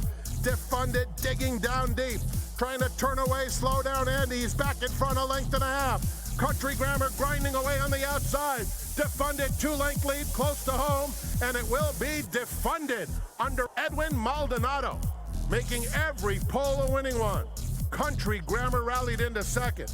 Slow Down Andy third in front of Tripoli, and Express Train completes the super high 5. That's Frank Miramati with the call of last year's Grade 1 Awesome Again Stakes, won by Defunded under, as you heard him say, Edwin Maldonado. They are reunited again today in this year's renewal of the Awesome Again, and Defunded, not only the defending champion in there, but a horse who loves Santa Anita. 5 for 9 lifetime. He has 2 seconds and a third to go along with those 5 victories. So he gets back to his favorite surface after a couple of subpar efforts at Del Mar. If Defunded, if he wins today, does he all of a sudden surpass White Abarrio in the older horse division as the leader for the Breeders' Cup Classic? At least for the older horses. I know the 3-year-olds are getting all kinds of respect right now, and many people think that the 3-year-olds are superior to most of the older horses, and that's probably true, in some respects anyway. But Defunded loves Santa Anita, and if he wins this race today, he's going to get a chance to compete in the Breeders' Cup Classic over his favorite racetrack. So does that give him an edge? It certainly gives him a home field advantage. Does it give him an edge over White Abarrio? He's not the only Santa Anita loving horse on that program today. You also have Dr. Shivel, who goes in the Santa Anita Sprint Championship, won that race 2 years ago, back in 2021. You're going to hear from his trainer, Mark Glatt, who will join me coming up at 9:40 Eastern Time. Mike Willman set to join us momentarily, the Director of Publicity at Santa Anita. He'll be live from the Great Race Place very early on the West Coast. But, hey, listen, on a day like this, when you have 10 races, 4 graded stakes, that win and you're in, awesome again, it gets you up early, and you don't care. It's a great game. Poll question today. Let me update you on the poll question as we work on getting a hold of Mike Willman. Poll question today. You can go to @HRRN on Twitter, Horse Racing Radio Network on Facebook, or you can email the show. If you're not a social media person, that's cool. Email the show, mike@horseracingradio.net. It was 33 years ago today that Hall of Fame jockey Bill Shoemaker recorded his first graded stakes win as a trainer. So who are your favorite trainers who began their careers as jockeys? That's the poll question. Let me know your thoughts, and I'll work on updating that throughout the program here this morning. And again, if you don't do social media, email the show, mike@horseracingradio.net. Mike Willman is indeed with us now from the Great Race Place, and it's a huge day. I mentioned the 4 graded stakes. Plenty to talk about. 3 more graded stakes tomorrow on opening weekend. Mike, good morning. Hey, Mike, I've been here the entire time. I don't know why you didn't know I was here, but I'm here. I've been here. Sorry to make you wait, my friend. I had no idea. Well, I'm glad we're finally connecting and we get a chance to chat a little bit. You've got Mark Glatt coming on because he has said some encouraging things about this 30-1 shot of his in the Awesome again. You know, you posed the rhetorical question about defunded. Does he go past White Abario? The answer from me, unless he runs absolutely lights out, is a hard no. You know, I know he's done well here at Santa Anita, but, you know, that 6th-place finish in the Pacific Classic, beat 10 1/4 lengths, kind of jumps off the page. And then he was really never a factor at 4-5, 2 back in the San Diego down there at Del Mar, going a mile and 1/16. He's 2-1 on the line. You know, I think Mark said in our stable notes yesterday, it's a race where, and of course he was alluding to primarily defunded, where you've got some nice horses that aren't necessarily in the best of form. Now, Slow Down Andy, who we heard there the call from last year's Awesome again, he's in good form, but he hasn't won in a while. He was a sharp third in the Pacific Classic. You know, I don't know what the heck to do with this race. Celestial Moon, on the other hand, he comes off a sharp 2 other than allowance win going a flat mile. And I know Mark must think he's got some semblance of a chance. I'll be interested to hear what he has to say to you, Mike. National Treasure is adding blinkers for Baffert. He's another one. He comes off a couple of subpar efforts. And, you know, maybe the biggest 2-letter word in racing in life, if, with Stiletto Boy, if you can toss out his debacle in the Pacific Classic, he's a top older horse. We can say that. He's won some big races and some big races here at Santa Anita, including the Santa Anita Handicap. He was a big third, 3 back in the Oaklawn Handicap. Decent 6, 2 back in the Foster. Again, everything went wrong in the Classic. Throw that out. DeSormo does ride him back today. He's 6-1 on the line. I'm going a long way around the ring around the rosy here, Mike, but I don't know what to do with the Awesome again. Yeah, don't you find, Mike, you mentioned, you know, if you can look past their most recent races, it seems like we're talking about this, not just with the Awesome again, but we're talking about this in a lot of divisions, in a lot of races. Most of these divisions don't have true standouts, and that's certainly true with the older horse division. And it makes them, let's face it, makes some good betting races. Yeah. So, and by the way, before we get along any further, I want to point out we started a brand new wager yesterday here at Santa Anita with our opening day of the autumn meet. Now, Keeneland has been doing this, I guess, for some time. It's a $3 minimum all-turf pick 3, the final 3 grass races on the card each day. Mike, it was races 5, 7, and 9 yesterday.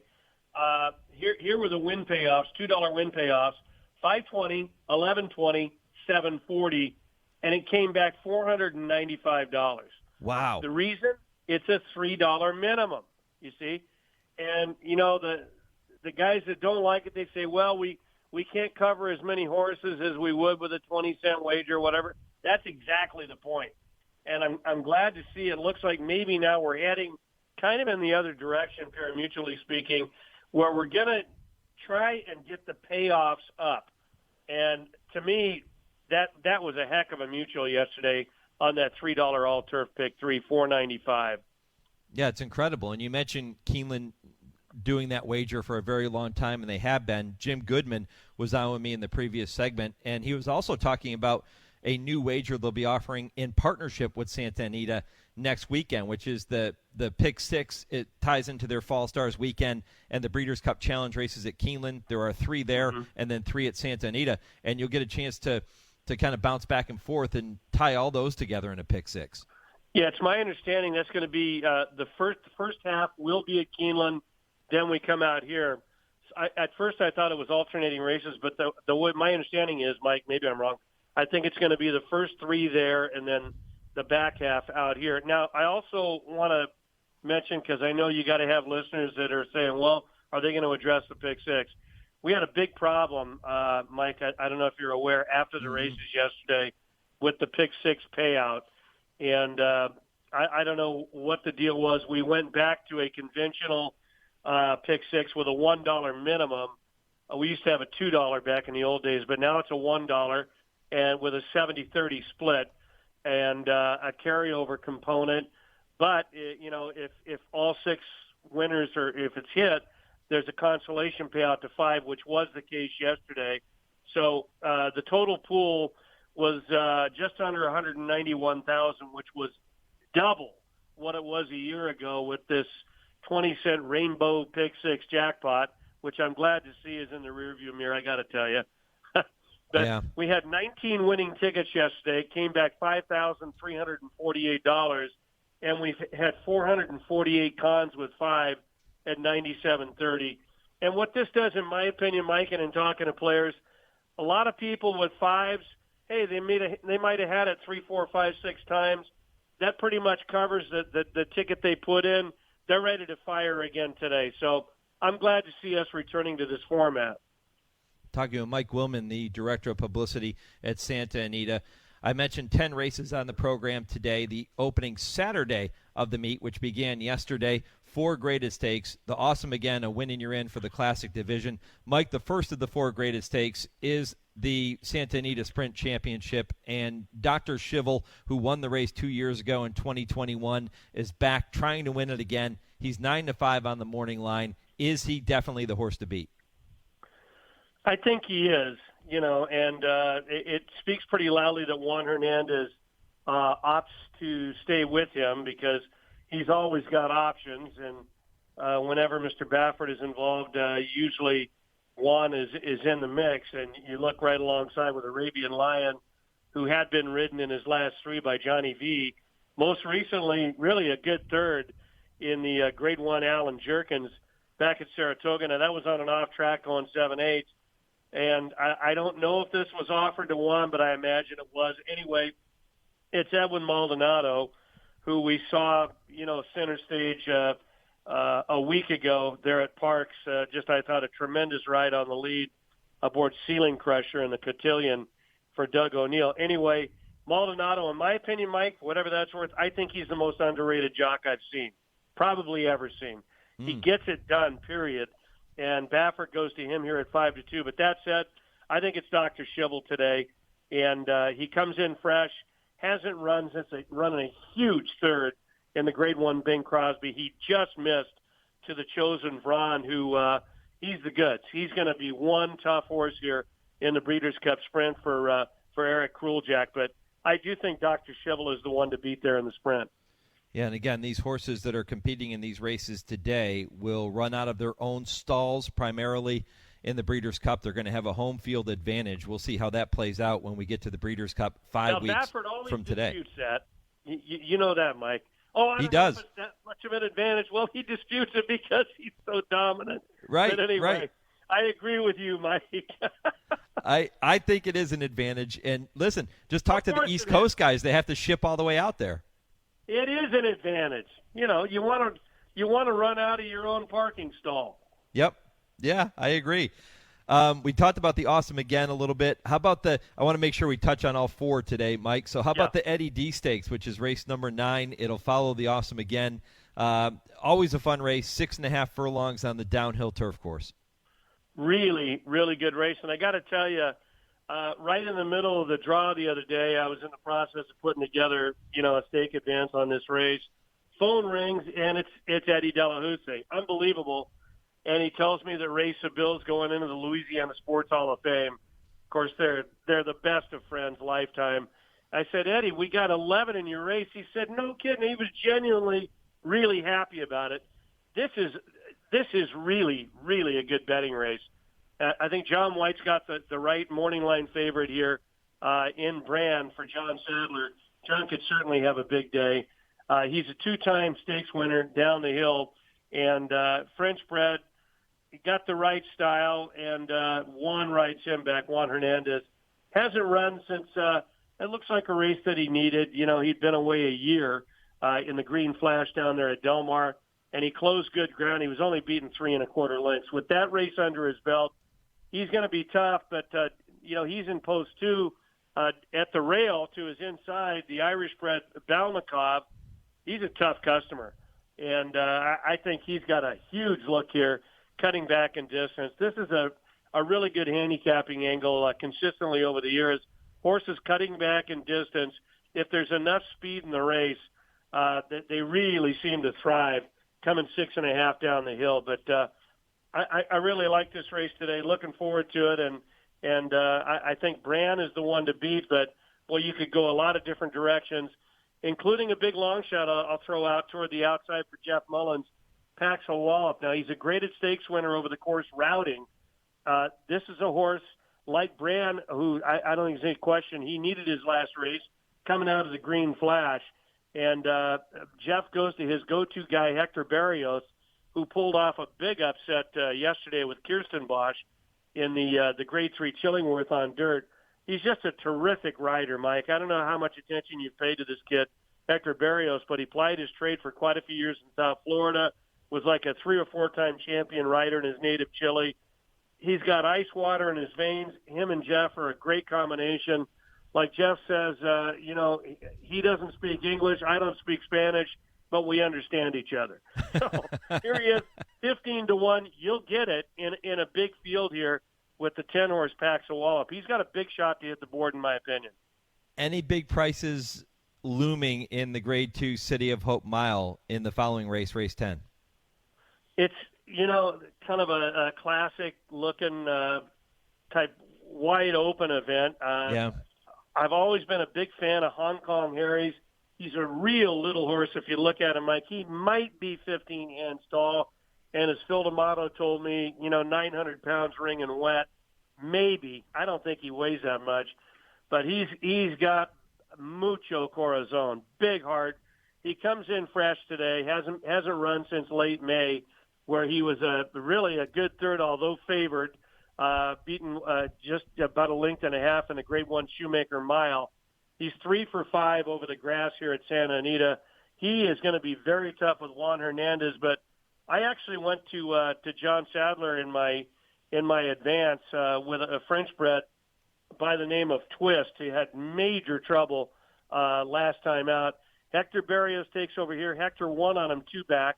He was ridden by Kent DeSormo in the Grade 2 Del Mar Mile on grass, and only was beaten 2.5 lengths with a ton of trouble at 12-1. Twist is going to be real tough. Hong Kong Harry's got a more accomplished resume. Twist is 3-1. Hong Kong Harry 5-2. A solid race to finish it off, but I do think the Eddie D coming down the hill is probably the best betting race on the card, Mike. Mucho Corazon, Mike Willman. He speaks Spanish, I speak English, but somehow we still understand each other every time he joins me on this program. Mike, always a lot of fun to catch up. Massive weekend. We didn't even get to the 3 greatest stakes races tomorrow, but keep it rolling. We'll be watching, and all the best out there, my friend. Keep it up. Thanks, Mike, and I'd like to throw out a little self-promotional note. Anybody around the country, they can catch my show every Sunday morning, 8 to 10 Pacific at thoroughbredla.com. I got Ray Seville coming on in the first hour tomorrow. He's going to be one of the newest members, along with Drew Brees of the Louisiana Sports Hall of Fame. We'll have some fun. Yeah, do not miss that show. Mike, appreciate it, my friend. Take care, Mike. All the best. All right, you got it. Mike Willman really does a fantastic, and he's been doing that radio show out there for a long time. And he's a guy that when he comes on this show, man, he brings so much energy. And I told you, he's sharp. He just rolls through those races, and he knows all the connections, all the horses. And Mike's been doing it a long time and has been on this show with me for a very long time. And my thanks to him for taking us down the road to the Breeders' Cup. This segment presented by Breeders' Cup every Saturday morning, now through Breeders' Cup Saturday. Time now for your Kentucky Bred Spotlight. Then I'll get a chance to welcome trainer Mark Glatt to the program in just a few minutes. We'll talk about Dr. Schivel and his other runners on this Saturday program at the Great Race Place. But the Kentucky Bred Spotlight brought to you every month by the KTA KTOB. And how about this one? If you want to invest in success, race and breed in Kentucky, it's that simple. There are so many lucrative opportunities. $165 million plus combined purse money, that's association and KTDF, paid out, which hit an all-time high at Kentucky's 5 racetracks in 2022, following the previous benchmark of $134 million, which was set in 2021. $113,806. That is the average purse per race in Kentucky, which outpaces all other leading racing jurisdictions, including Arkansas, New York, California, and Florida, and grew by 47% year over year. 8.8, that's the average field size in Kentucky, higher than Florida, New York, and California. So reap the rewards. Over $200 million has been distributed to Kentucky breeders since 2006, and with purse money soaring, the KBIF contributing nearly $16 million to eligible breeders, the fullest fields in the country, and quality racing year-round, there is clearly no better time to race and breed in the bluegrass. Why race and breed anywhere else? That's the question you need to ask yourself. Breed them, raise them, race them, we all win. For more information on racing and breeding in Kentucky, visit KentuckyBreds.com. Mark Glatt coming up next here on the Equine Forum, presented by TwinSpires on HRRN, Horse Racing's voice. Race the TwinSpires, where you can unlock a $25 risk-free bet. Just use the code HRRN25 when you sign up. And if your first bet doesn't win, TwinSpires will refund your account up to $25. Wagering on the app is fast with free past performances, insider picks, and power plays every day you wager. TwinSpires. Download the app today to earn your $25 risk-free bet. Void where prohibited. For terms and conditions, visit TwinSpires.com. Must be 18 or older, 21 and older where applicable. For help with a gambling problem, call 1-800-GAMBLER. World-class racing is back at spectacular Santa Anita, and our 19-day autumn meet will be highlighted by the Breeders' Cup World Championships, which will be hosted by Santa Anita for a record 11th time on November 3rd and 4th. Make your reservations now at breederscup.com/tickets. Fans, in addition to great racing, Santa Anita has now returned to a traditional Pick 6 with a 70-30 split and daily consolation payoffs, along with a carryover if there are no tickets with 6 winners. Along with a $1 Pick 6 for the first time ever, we'll have a $3 All-Turf Pick 3 on the final 3 grass races each day. And on Saturday, the All-Turf 3 will include both the Grade 2 Eddie D Stakes and the Grade 2 City of Hope Mile. Be sure to register for our free $5,000 online Showviver at SantaAnita.com and join us on Saturday for an outstanding 10-race card, including 4 stakes headed by the Grade 1 $300,000 Awesome Again. First post time is at 1 o'clock. Prairie Meadows is the place to be for live horse racing action now through September. Join in on the excitement of upcoming special race days, including the Quarter Horse Championship September 29th with a post time of 6 p.m. and Iowa Classic September 30th, first post 4 p.m. 2 fantastic nights to close out the season. Experience the thrill of live horse racing at Prairie Meadows, your favorite place to play. Adina Stallions set the gold standard, all #1 in their category.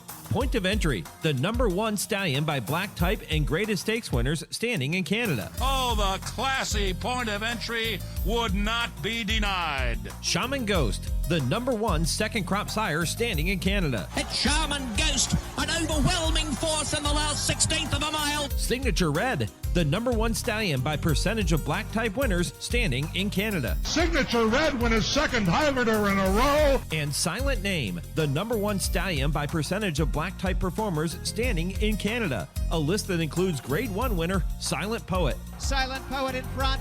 Admiralty Pier out the ground, but Silent Poet has won the Highlander Stakes.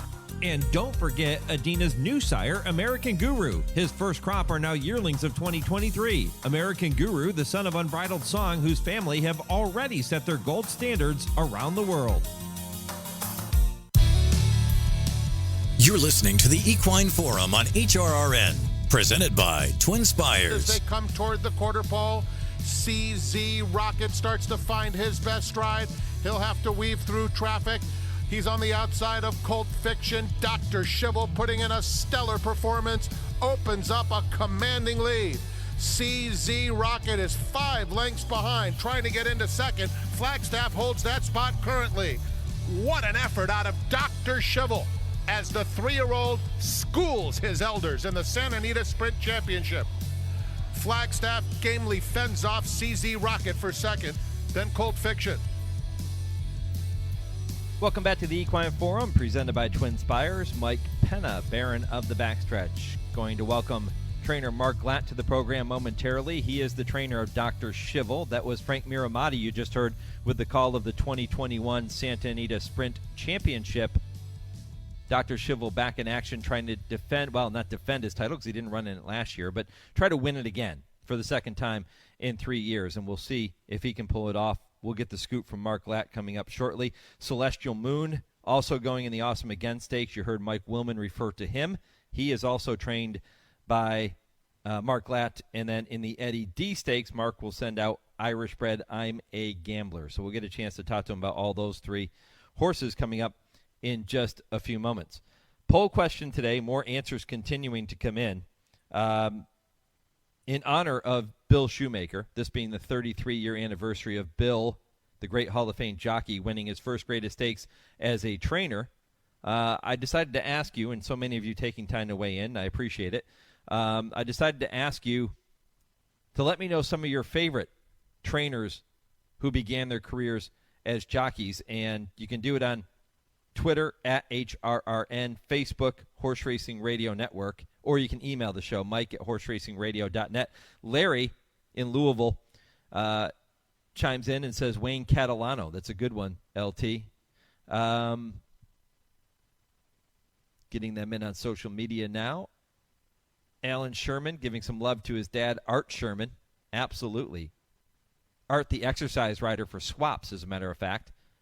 And now the Kentucky Derby and Preakness winning trainer with California Chrome. Pretty cool stuff there. And then Chrome inducted into the Hall of Fame this year in Saratoga. Keep those coming and let me know your thoughts. Some of your favorite trainers who began their careers as jockeys.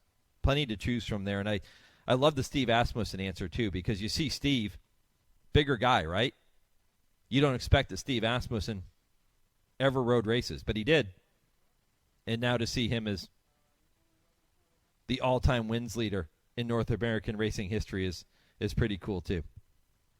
All right, big day for trainer Mark Glatt on the West Coast. Dr. Shivel among his 3 runners in greatest stakes later today. And Mark is busy training horses, but he's nice enough to spend a few minutes with us live from Santa Anita this morning. Mark, appreciate the time. Good morning. No problem. Dr. Shivel, man, what a performance he put in 2 years ago in 2021 to win the Santa Anita Sprint Championship. What are you seeing from him coming into this year's race? Well, I think, we're kind of on the same path as we were that particular year. I think he's coming into it good. The only difference is he was coming off of a win in the Bing Crosby. But he's trained well in between, and we're hopeful that we get a similar performance as a couple of years ago. The Bing Crosby last time out, he ends up finishing 3rd, beaten just a neck to the Chosen Vron. And that's a horse that Mike Willman, who was on in the previous segment, was referring to as being legit and the real deal. So no shame in finishing 3rd there. what's the key to eventually turning the tables on a horse like that for Dr. Schivel? Well, I wouldn't take anything away from the Chosen Vron. He's a very good horse and deserves a lot of respect. I think given, and I don't remember, his trip necessarily, but I know my horse, there was a lot of stuff going on at the 3/8 pole into the turn there, and it pushed my horse awfully wide. And he was extremely wide for most of the race and had to give up a lot of ground. Now, I don't know if the Chosen Vron encountered some trouble and was caught up in that traffic that particular day. I don't remember that clearly about his trip, but I just felt like we got pushed awfully wide, and Juan had to circle pretty wide and give up a lot of ground, and you just can't do that against top quality horses like there was in the Bing Crosby that day. So I think a little better trip, and on a given day, we would just hope we would turn the tables on him. Mark, do you believe in the home field advantage when it comes to an event like the Breeders' Cup, which will be held at Santa Anita in 5 weeks? If Dr. Schivel runs well today, gets the run out of his own stall, do you believe in that, making a big difference? I think it does at some level. I think when you're talking about, exceptional horses or the top horses in each of these Breeders' Cup races, the reason that they're good horses a lot of times is they can overcome adversity. But shipping is definitely a factor, and I have to think that there is at least some advantage to being able to walk right out of your stall and not having to ship. There's a lot of those horses that will not have had an experience over the Santa Anita racetrack, and so I think there's definitely an advantage, especially a horse that has run well on a particular surface. Dr. Schivel has run well on the lead. He's run well coming from off the pace, stalking. He's a very versatile horse. Mark, what do you think is his best running style? I think just sitting off the pace with a little bit of a target, I think is probably the best case scenario for him, and most of the time. When he won the sprint championship a couple of years ago, we had a little bit of an equipment failure that day, and he was able to, with that failure, Flavian that day had to just kind of let him rock and roll. And I think that particular day he was just the best horse by a long ways, and was able to overcome fast fractions and being on the lead. But ideally, he is sitting 2, 3, 4 lengths off of it with a pretty good pace duel in front of him.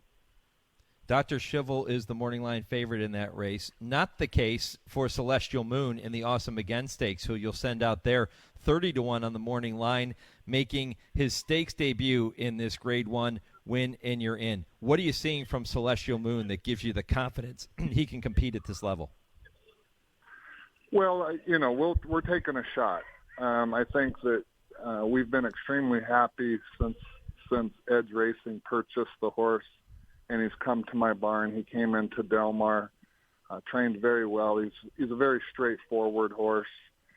And, we made a little equipment change. We added some blinkers in his only start for me so far. And, I realize and understand it was just an allowance, 2 other than allowance race.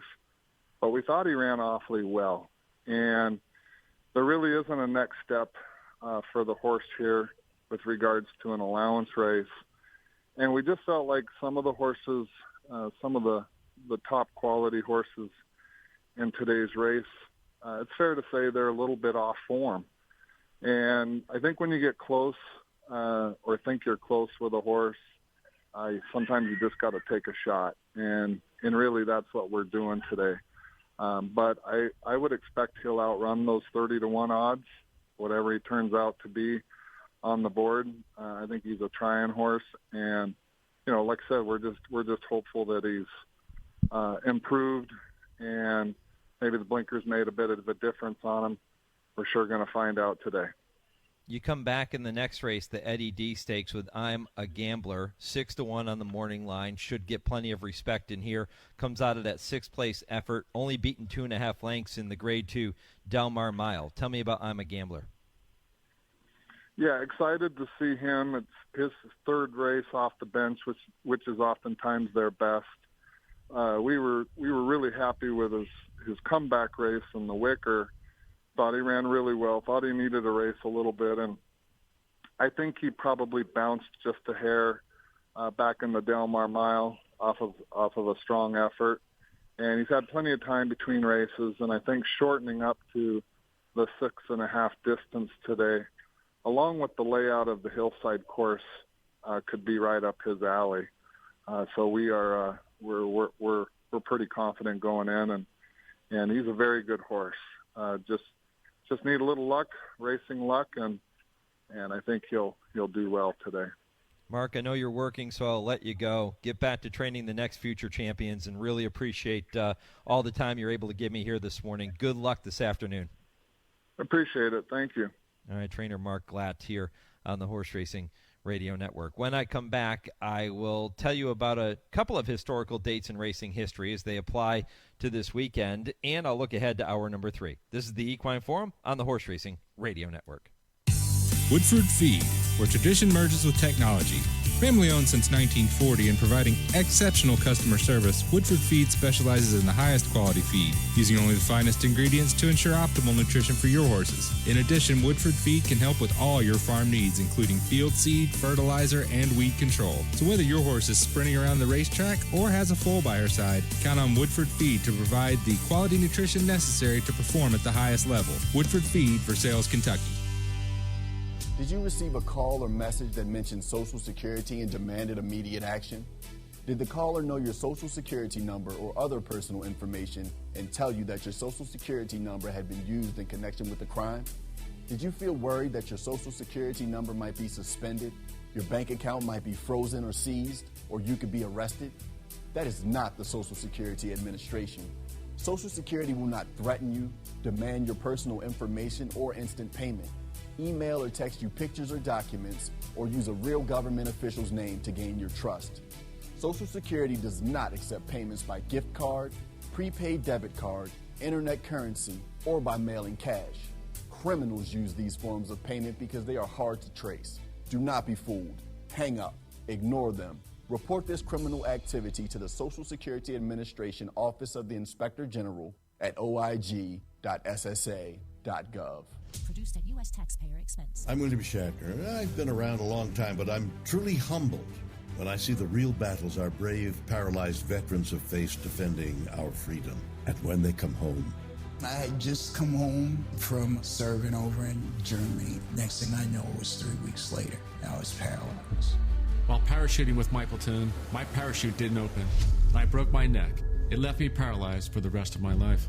I was on a routine patrol, and we were in the desert of Kuwait, and the vehicle flipped and landed on top of me, which left me paralyzed from the waist down. Okay, folks, this is heroism. That's why I'm proud to support Paralyzed Veterans of America, because they've kept their promise to never leave a fallen soldier behind.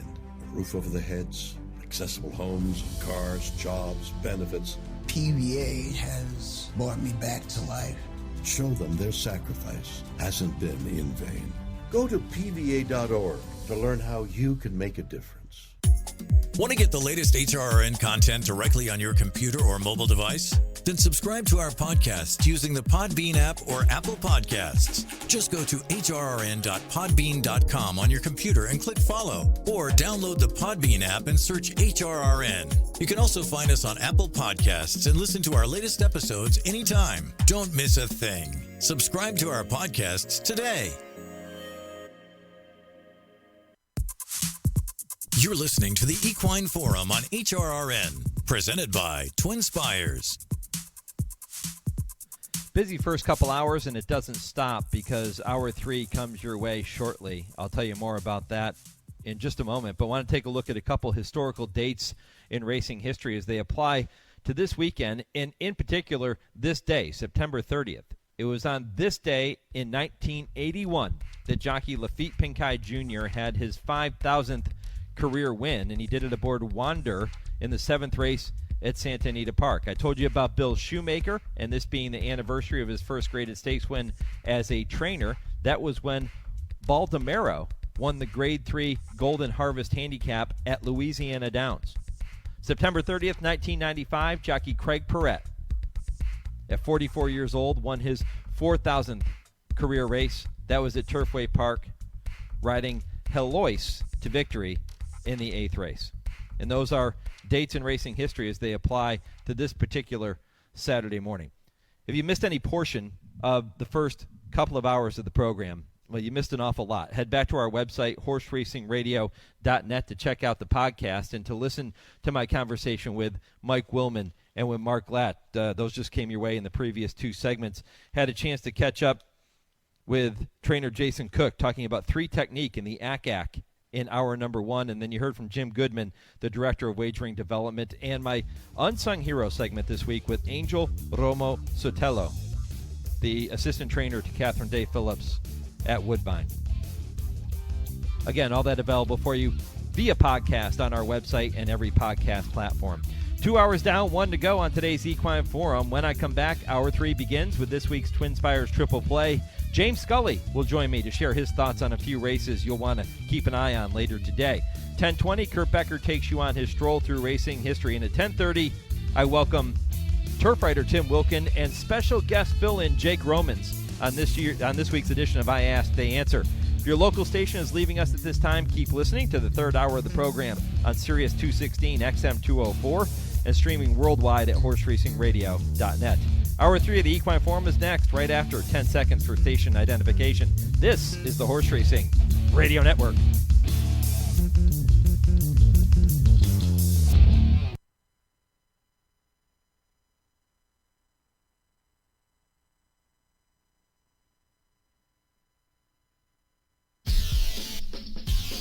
This is HRRN, Horse Racing's voice. Here comes Ghost Zapper from out of the pack, and he runs by them all. Ghost Zapper blows them away with an eye-opening performance. He won by 6. Senior Buscador in front, 1 furlong to go. Injunctions trying to re-rally. 3 Technique is there. Shirley Furious fights on toward the rail. Final 16th. Senior Buscador trying to fend off an oncoming Injunction. Senior Buscador digs down to win. Welcome to the Equine Forum, presented by TwinSpires. 1 furlong to go. Coronado's Crest, Silver Charm, and swaying the 3 of them. Not today for Skipaway. Victory Gallop continues to close. Silver Charm short lead. Here comes Awesome again, who's flying in between horses. A wild finish to the Classic. Awesome Again has won. Awesome Again is the winner. Holy Bull coming to mid-stretch with a 2.5 length lead. Devil His Due giving his all. Colonial Affair giving his all. But it's Holy Bull winning like a champion with devastating ease. Holy Bull tied with the best horses in training. He wins by 5 lengths. Now here's Mike Penna. One of my all-time favorite race calls, and you know why. It involves the great Holy Bull, my all-time favorite horse, and Tom Durkin just summing it up perfectly with that one, toying with the best horses in training in the Woodward. The Woodward was originally scheduled to be renewed today, but if you are just tuning into the program and you missed some conversation earlier, Naira coming out, I guess it was yesterday, Naira coming out yesterday and saying, hey, we're going to postpone the program from Saturday today to tomorrow and then move the Sunday card, which has 2 Breeders' Cup win-in-your-in races, over to Wednesday. So all of those cards shifting around, Mother Nature wreaking havoc with the racetracks and the racing programs in the Northeast 2 weekends in a row. We certainly hope that smooths out. Shouldn't affect any of the horses pointing for the Breeders' Cup, though, and those races will all be run and will be off and running on those 2 programs. But there is plenty of great racing coming up around the country. Churchill, Santa Anita, been talking about that throughout the first 2 hours of the program. And by the way, welcome back to the show. Mike Penna, happy to have you with me for this third hour of the program. The Equine Forum, presented by TwinSpires, begins with the TwinSpires Triple Play. In just a moment, I will welcome James Scully to give you 3 races you can bet at TwinSpires later today. Kurt Becker takes you on his Stroll Through Racing History at 10:20, and at 10:30, I ask, they answer with Tim Wilkin and Jake Romans, the son of Dale, I like that. The son of Dale, sitting in for his father over the course of the next few weeks. Dale on a bit of a hiatus from the program for the next few weeks, so Jake will take over. I say that Dale is out on a scouting trip trying to get ready for the Showdown 3 because he's so confident in winning the Showdown 2, which he currently leads, by the way. So lots of things to get to here over the course of the next 60 minutes or so, and we begin with this week's edition of the TwinSpires Triple Play.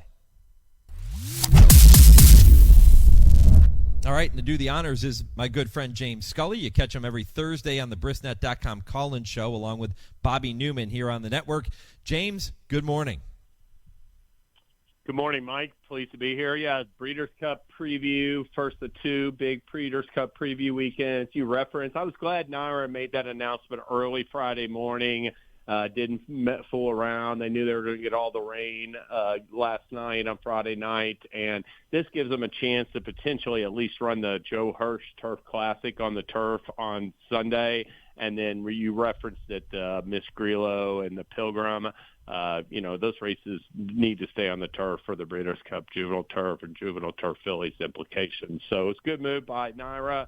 But Churchill Downs and Santa Anita both have some stakes with some potential Breeders' Cup implications, and I'm going to focus upon those. I just want to mention real quick, this is the last weekend of the September meet at Churchill Downs. Got some great promos at TwinSpires, and I'm ready to get to some handicapping opinions, Mike. Yeah, and you have selected 2 races at Churchill Downs later today and 1 race at Santa Anita. The 8th at Churchill is the Jefferson Cup with a purse of $200,000. That will be the first one we will talk about. The second leg of the TwinSpires Triple Play is the Grade 2 Lucas Classic. Then we'll go out to the Great Race Place and talk about the 8th race on their program today, the Grade 1 Awesome Again. So let's start with the 8th at Churchill Downs, my friend, and tell me how you see the Jefferson Cup. Yeah, 1 mile race for 3-year-olds on the turf, and this is a race where, your morning line favorite, More Than Looks, comes off the 3rd to Carl Spackler in the Hall of Fame. His race before that in the Manila was a nice win at Belmont, and he's won 3 of his last 5 starts for Cherie DeVoe. But I'm going with another direction in the Jefferson Cup. I'm going with a horse that's really on the improve. Exits a dazzling performance, and that's number 1, Ocean Point. Ocean Point was a horse. It took him a long time, Mike, to break his maiden. He finally broke through on the synthetic at Turfway earlier this year. He ran okay during the spring. That was a good allowance race at Keeneland where he ran 3rd on the turf. But it wasn't until mid-July that this horse really, Ocean Point, really a gelded son of Kitten's Joy that's just finding his best stride right now, that started to turn things around. He went to Horseshoe Indianapolis. He won a starter allowance that day really nicely. Came back in his last race, in his next race, 2 back, and that race was off the turf at Ellis. I'm just going to draw a line through that. And last time on the opening weekend at Churchill, 13 days ago, on September 17th, he caught a really nice allowance field. That allowance field had some 2 or 3 stakes performers in that race.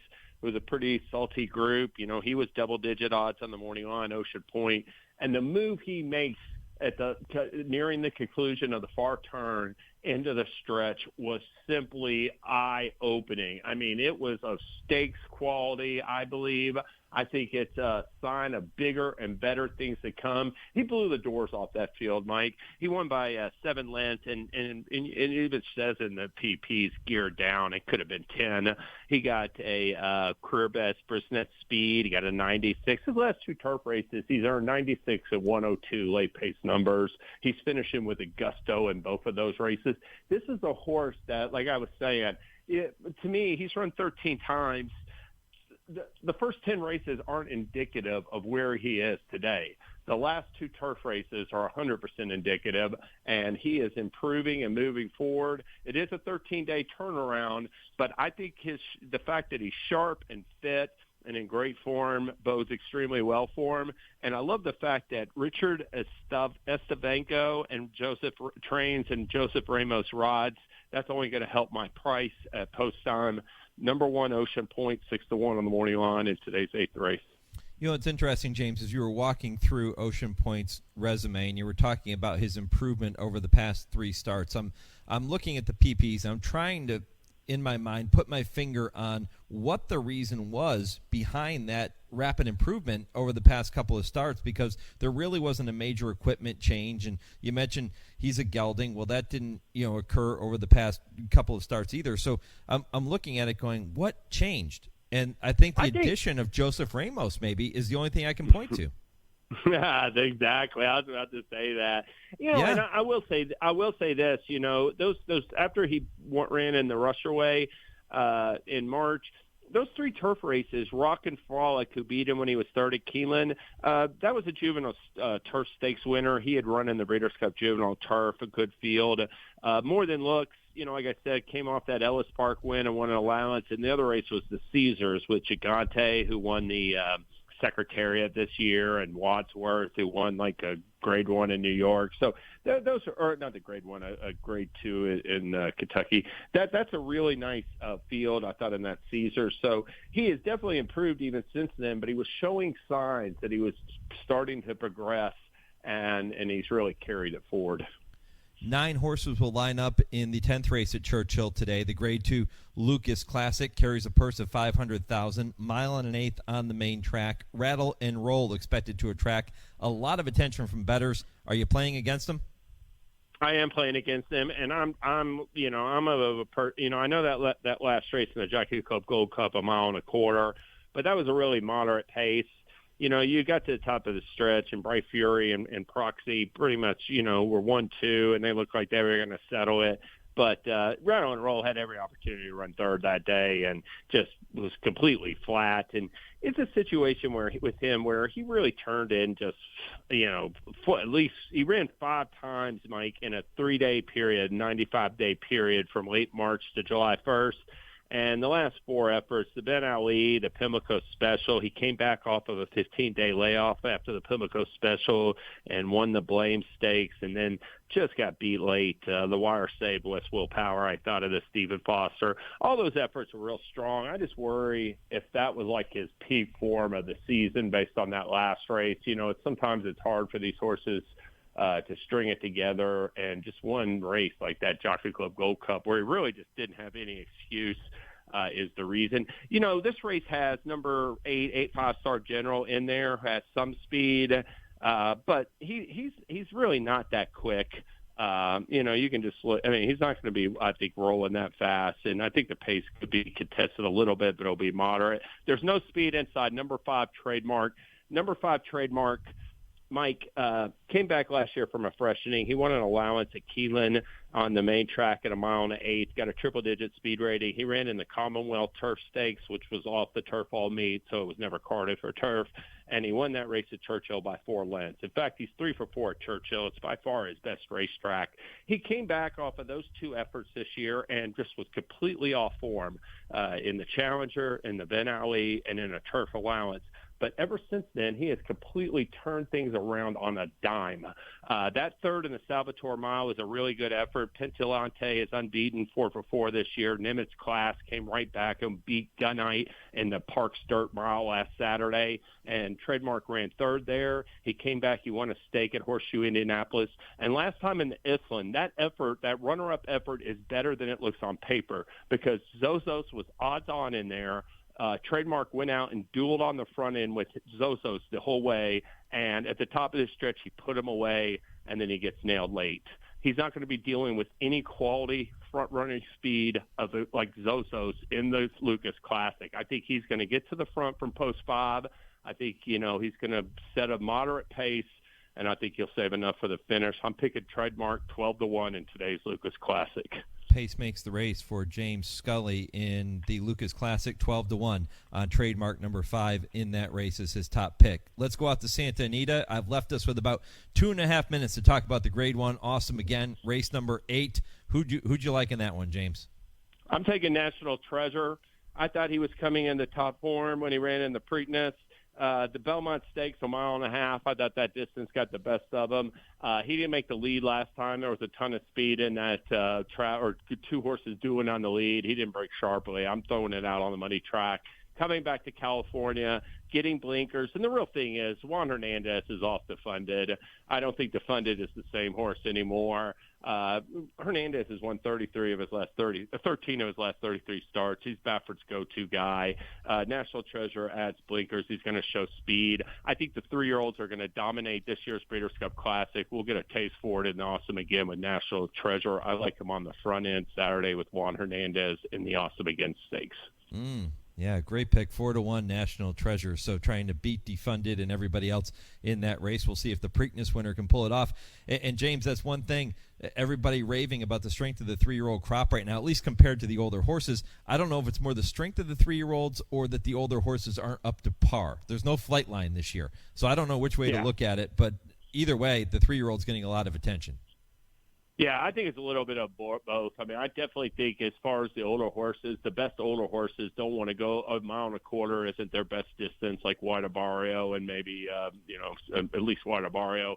And the only horse that's an older horse that really worries me against horses like Arcangelo and Arabian Night and Go Rocket Ride is the Japanese horse, the Umba Ishora. He came back with a really nice win. He's pointing for the Classic. He's the best older horse on dirt in my mind that's going to be in the Classic field. Otherwise, I expect 3-year-olds to run really well. James Scully with this week's TwinSpires Triple Play. James, appreciate it. We're going to encourage everybody to head over to TwinSpires to bet those 3 races. All the best, my friend. Good luck at the windows. All right, same to you, Mike. Always a pleasure. Thank you. And don't forget to use those Brisnet past performances as well. Churchill Race 8, number 1, Ocean Point, 6-1. Churchill Race 10, number 5, Trademark, 12-1. And the Santa Anita Race 8, number 7, National Treasure at odds of 4-1. The TwinSpires Triple Play for James Scully on this Saturday morning. Kurt Becker takes you on his weekly stroll through racing history when I return. This is the Equine Forum presented by TwinSpires on HRRN. Race the TwinSpires, where you can unlock a $25 risk-free bet. Just use the code HRRN25 when you sign up. And if your first bet doesn't win, TwinSpires will refund your account up to $25. Wagering on the app is fast with free past performances, insider picks, and power plays every day you wager. TwinSpires. Download the app today to earn your $25 risk-free bet. Void where prohibited. For terms and conditions, visit TwinSpires.com. Must be 18 or older, 21 and older where applicable. For help with a gambling problem, call 1-800-GAMBLER. Prairie Meadows is the place to be for live horse racing action now through September. Join in on the excitement of upcoming special race days, including the Quarter Horse Championship September 29th with a post time of 6 p.m. and Iowa Classic September 30th, first post 4 p.m. 2 fantastic nights to close out the season. Experience the thrill of live horse racing at Prairie Meadows, your favorite place to play.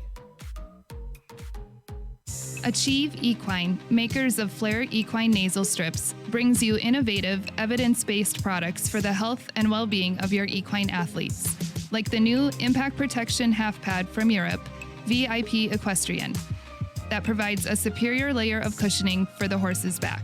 Visit achieveequine.com for more information on the innovative products we offer. That's achieveequine.com. Breathe easy, we've got your back.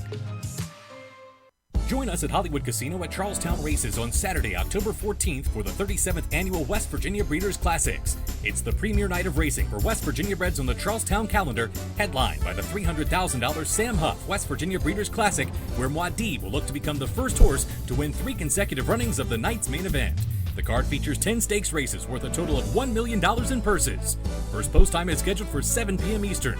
It's the 37th Annual West Virginia Breeders' Classics here at Hollywood Casino at Charlestown Races. It's time now to shine the spotlight on the Darley Taking the Reins Performer of the Week. Essential Quality, though, has opened up by 5 to keep me in mind in Superstock. Essential Quality, Luis Saez to win the Claiborne Breeders' Futurity. Essential Quality and Luis Saez have won the TVG Breeders' Cup Juvenile. A great look back at Essential Quality's brilliant victories in the Breeders' Cup Futurity at Keeneland, followed by his triumph in the Breeders' Cup Juvenile en route to what was an undefeated championship 2-year-old campaign. Essential Quality remains the only horse ever to win the Breeders' Cup Juvenile and the Belmont Stakes, which makes him your Darley Taking the Reins Performer of the Week. Learn more about Essential Quality and all the Darley Stallions by visiting DarleyAmerica.com and look for First Foals by Essential Quality selling at Keeneland November. You're listening to the Equine Forum on HRRN, presented by TwinSpires. Hello, I'm Kurt Becker. Thanks for joining me as I take another stroll through racing history presented by Keeneland. He was a horse which never had won a stakes, and 50 years ago this weekend he pulled a shocker by defeating the Great Secretariat. His name was Prove Out. Foaled on March 15, 1969 in Kentucky, Prove Out was a chestnut colt by Graustark out of Equal Venture by Bold Venture. Graustark had been considered a contender for the Spring Classics in 1966, but was injured and retired before the Kentucky Derby, while Equal Venture was a daughter of champion Bold Venture and a full sister to Triple Crown winner Assault. Bred and originally raced by Robert Kleberg's legendary King Ranch, Prove Out had been undistinguished as a racehorse early in his career. In fact, it was a wonder he had made it into the world at all. The story goes that Major Louis A. Beard, a man instrumental in the founding of Keeneland Racecourse, had advised Kleberg to purchase a mare named Incandescent from C.V. Whitney in the early 1930s. Part of the appeal was the fact the mare's mother was a full sister to Man of War. Kleberg purchased the mare and bred her to 2-time Horse of the Year Equipoise, and the resultant foal was a sickly chestnut filly named Igual, Spanish for equal. So sickly was Igual, in fact, that she nearly died. But Igual managed to survive, and while she never raced, she became the dam of several foals, including 1946 Triple Crown winner Assault and his full sister Equal Venture, and Equal Venture would become the dam of Prove Out. Making just 2 starts as a juvenile in 1971, Prove Out was not only unheralded early in his career, but was virtually unknown to the racing public. As a 3-year-old in 1972, he won 4 of 16 races, all of which were unremarkable affairs, and earned just $28,000. Prove Out's record had not improved by 1973, and so King Ranch offered him for sale privately. Jack Dreyfus, a financial expert and founder of the Dreyfus Funds, expressed an interest and had trainer Alan Jerkins speak with King Ranch trainer Buddy Hirsch. An agreement was reached on a sale price of $65,000, and the transaction took place just a few days after Dreyfus and Jerkins had upset Secretariat in the Whitney with a horse named Onion. Now in the Jerkins barn and carrying the orange and blue colors of Dreyfus's Hobo Farm, Prove Out responded well for his new connections and won his debut for them at Saratoga in track record time for 7 furlongs. In his 3rd outing under Jerkins' care, he equaled the track record at Belmont Park for 1 mile and a 16th. And then came the 20th running of the Woodward Stakes on September 29, 1973 at Belmont Park. Prove Out at 16-1, and with George Velasquez aboard, faced 1-5 favorite Secretariat on a sloppy track and before a crowd of 32,000 on track and a national television audience. Dave Johnson with the call. Now there's a 1/4 mile to the finish, and on the outside, it's Secretariat in front by a head. Here comes Prove Out, back into contention on the rail. Now those 2 are heads apart. Secretariat on the outside. Prove Out gets the lead. Prove Out in front by 1 length. Jorge Velasquez taking the lead with Prove Out. Secretariat drops back. It's Prove Out in front, a 16th of a mile. Prove Out in front, Secretariat second. Carrying 126 pounds to Secretariat's 119, 4-year-old Prove Out got the 1.5 miles in a stakes record 2 minutes 25 and 2/5 seconds in the Weight for Age Stakes.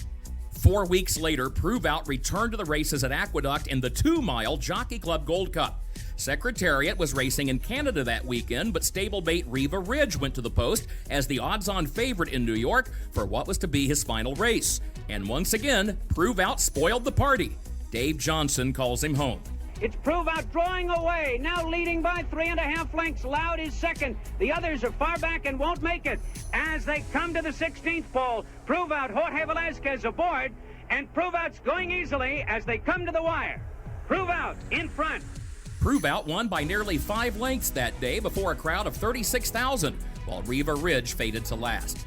After winning just 4 times and 31 starts for his prior connections, Prove Out had now won 4 times in 6 starts for Dreyfus and Jerkins.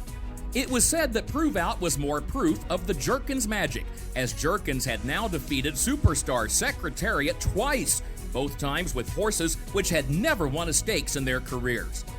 Prove Out would score his final victory in May of 1974 at Aqueduct, and as a stallion, he would perhaps be best remembered as the broodmare sire of champion filly Miesk.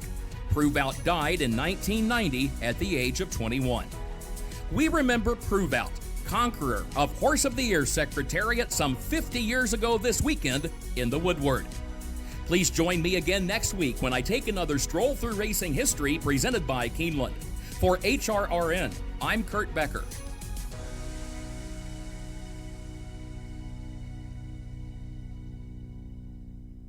And once again, my thanks to Kurt and to Keeneland for making those segments possible each and every week. If you have missed any of Kurt's Stroll Through Racing History segments, all you have to do is head back over to our website, horseracingradio.net. You can check out the special podcast page dedicated to those stories and listen to every single one. There have been some amazing ones. Go back and listen at horseracingradio.net. When I come back, Dale Romans, Tim Wilkin, they will be here. It is this week's edition of I Ask, They Answer. This is the Equine Forum, presented by TwinSpires on HRRN. You're listening to HRRN, Horse Racing's Voice. Race the TwinSpires, where you can unlock a $25 risk-free bet. Just use the code HRRN25 when you sign up. And if your first bet doesn't win, TwinSpires will refund your account up to $25. Wagering on the app is fast with free past performances, insider picks, and power plays every day you wager. TwinSpires. Download the app today to earn your $25 risk-free bet. Void where prohibited. For terms and conditions, visit TwinSpires.com. Must be 18 or older, 21 and older where applicable. For help with a gambling problem, call 1-800-GAMBLER. Join the Maryland Jockey Club in celebrating the 38th running of Jim McKay Maryland Million Day on Saturday, October 14th at Laurel Park. Come with friends and family to Maryland's Day at the Races and enjoy a great day of racing, on-track entertainment, hat contest hosted by Hats by Marget, and more. Meet us at Laurel Park on Saturday, October 14th. Visit laurelpark.com for details. First post, 11:30 a.m. DeMarchelier offers breeders a rare opportunity as the only son of Dubawi standing in Kentucky. Dubawi, one of the world's most celebrated stallions, is now a sire of sires. His top sons at stud are making a name for themselves across the globe. With a picture-perfect pedigree, this son of Dubawi brings one of the world's most potent bloodlines to America. DeMarchelier, standing at Claiborne Farm. World-class racing is back at spectacular Santa Anita, and our 19-day autumn meet will be highlighted by the Breeders' Cup World Championships, which will be hosted by Santa Anita for a record 11th time on November 3rd and 4th. Make your reservations now at breederscup.com/tickets. Fans, in addition to great racing, Santa Anita has now returned to a traditional Pick 6 with a 70-30 split and daily consolation payoffs, along with a carryover if there are no tickets with 6 winners. Along with a $1 Pick 6 for the first time ever, we'll have a $3 All-Turf Pick 3 on the final 3 grass races each day, and on Saturday, the All-Turf 3 will include both the Grade 2 Eddie D Stakes and the Grade 2 City of Hope Mile. Be sure to register for our free $5,000 online Showviver at SantaAnita.com and join us on Saturday for an outstanding 10-race card, including 4 stakes headed by the Grade 1 $300,000 Awesome Again. First post time is at 1 o'clock. Airdrie Stud is proud to announce the arrival of Grade 1 winning millionaire Happy Saver for the 2023 season. Happy Saver boasts one of the most important female families of the century, as his third dam is Broodmare of the Year Weekend Surprise, dam of the legendary AP Indy. Undefeated in his first 5 starts, Happy Saver capped off his perfect 4-for-4 season with an emphatic victory in the historic Grade 1 Jockey Club Gold Cup. And Happy Saver stays undefeated. He steps up and he wins the Grade 1 Jockey Club Gold Cup. Airdrie Studs, Happy Saver. Think about it. This is I Ask, They Answer on the Equine Forum on HRRN. There's a quarter-mile left to go, and the cheer of the crowds welcomes them at the finish line. Saudi Crown. He hits the top of the stretch in command. Magic Tap coming up the rail. Reincarnate spinning his wheels. Needs to do a bit better. Dreamlike is flying late. Il Miracolo with a shot. Saudi Crown has led every step of the way. Can he take them home? There's a 16th left to go. Saudi Crown on the outside. Dreamlike flying, but it's a coronation for Saudi Crown in the Pennsylvania Derby. He gets the win over Dreamlike, and a photo for the show. Well, we begin this week with a quick programming note about today's show. This segment has been pre-recorded on Friday prior to the weekend's races and the announcement from NYRA of Aqueduct moving their Saturday program to Sunday. So if you hear us refer to a race as being run today instead of tomorrow, you now know why. Well, Saudi Crown handled the sloppy track and his competition to win the Grade 1 Pennsylvania Derby last week.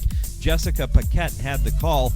Should we be buying or selling the Brad Cox trainee when it comes to the Breeders' Cup Classic? Plus, with the Ryder Cup being held this weekend in Italy, will it be the Americans or the Europeans who take home the top prize in this weekend's Joe Hirsch Turf Classic at Aqueduct?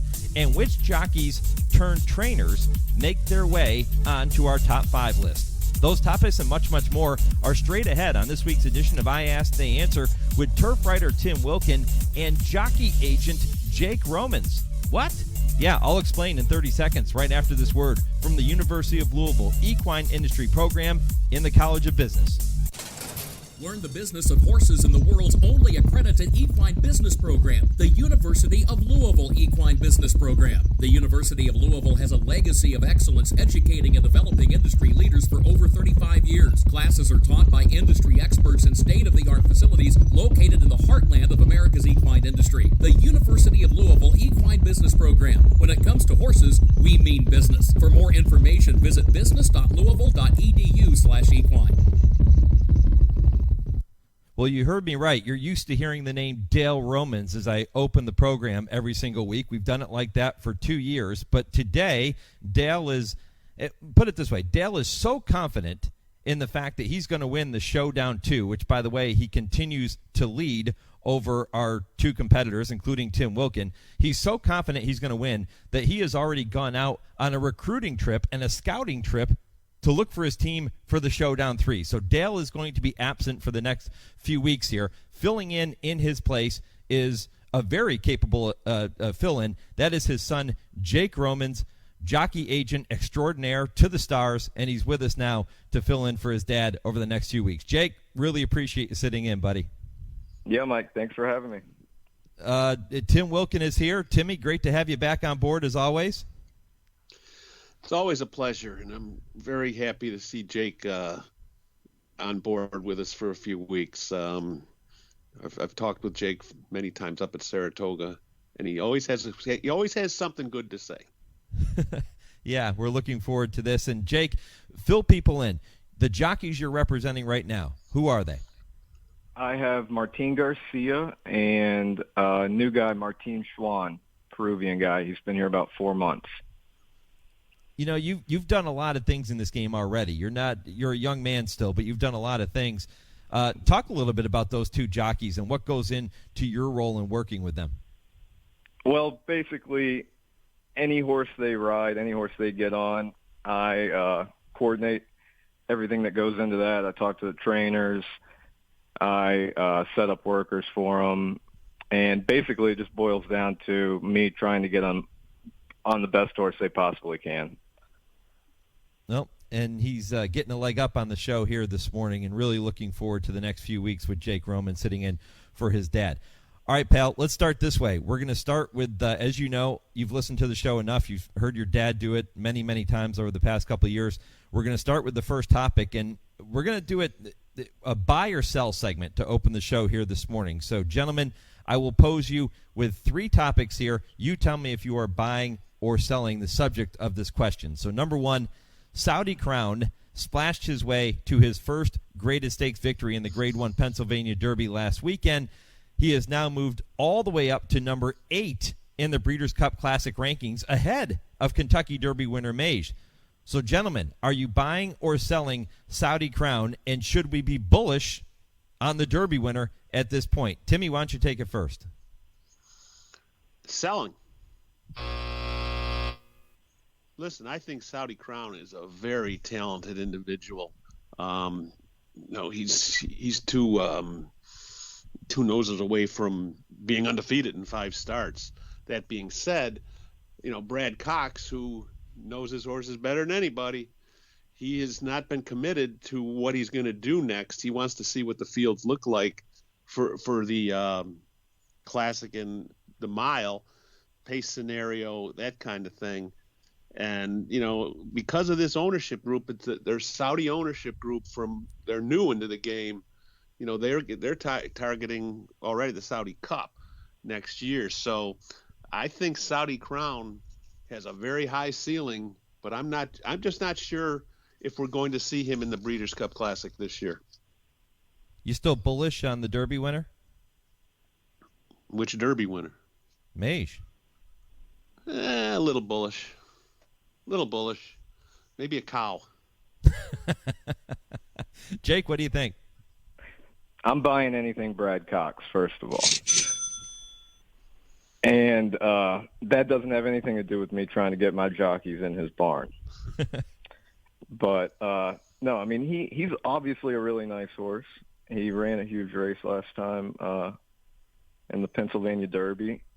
And he had to fight to hold off that horse that was running at him.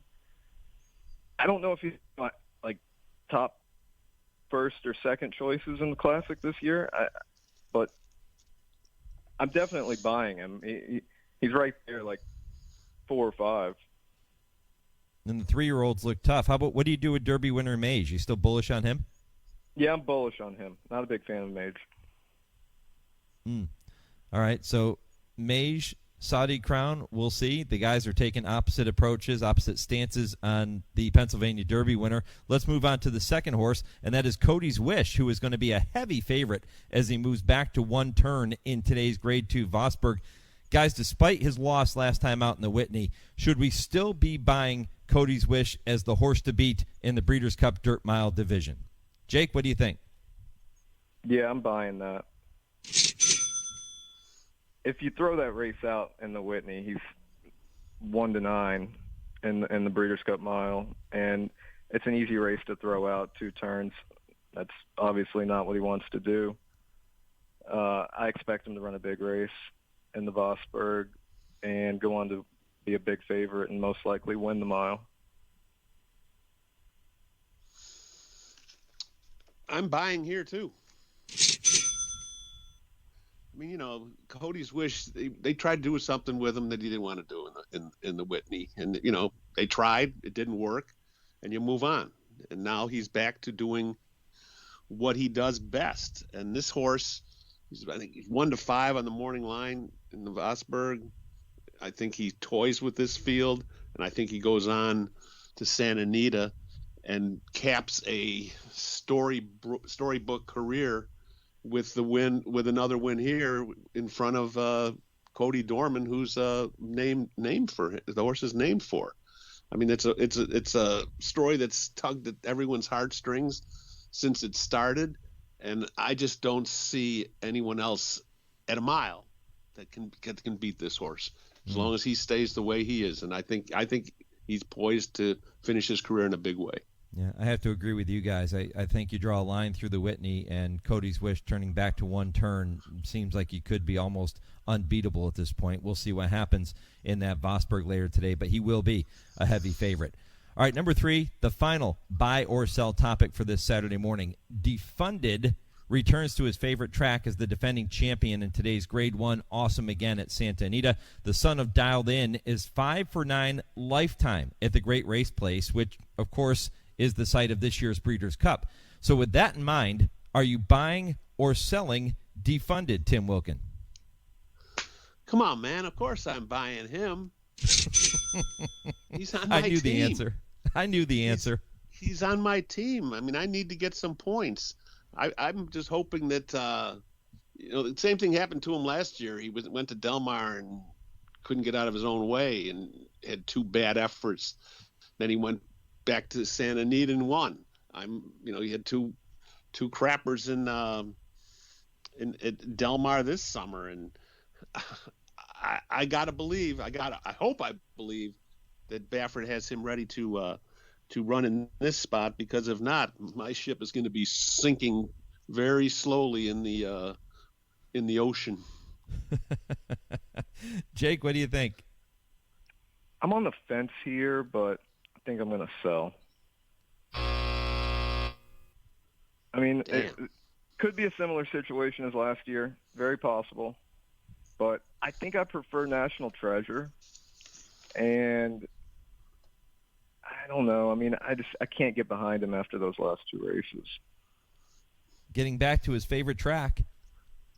Yeah, I know. And that's why I'm on the fence. And it's very possible he comes in here and he runs a huge race, he wins. But it looks like he's probably going to be a short price, and I can't take that. Faith, right, shows Timmy. faith, Jake. Show faith. Sorry, Tim. I need all the karma. I need all the karma I can get. Wish I could. Yeah, Defunded hoping to start a big comeback for Tim Wilkin in the showdown too. Timmy, still in the final placing, still in 3rd place. He's looking to make a big run over the next few weeks. We'll see if it can start with Defunded later today in the Awesome Again. All right, topic number 2, guys. This is Ryder Cup weekend, so it's appropriate that today's Joe Hirsch Turf Classic at Aqueduct pits talented American runners against a couple top Europeans. You have defending champion Warlike Goddess and sword dancer runner-up Soldier Rising leading the red, white, and blue. And then you have Rebels Romance and world traveler Stone Age trying to bring the title back to Europe. So, which side of the pond will walk away with the top prize this afternoon? Jake, what do you think? I don't have a super strong opinion in this race, to be honest. I don't think it's a very good race. Rebels Romance is probably my horse in here. He looks tough. I'm not throwing out Warlike Goddess either. She's obviously really nice. You can't discount her. But I don't know. I would go definitely Europe. Not going against the Europeans on the turf. But I don't love the race. Not a very strong opinion. I'm looking at this race, and I'm also looking at the sky. I mean, it rained all day yesterday in New York. It's supposed to rain all day today.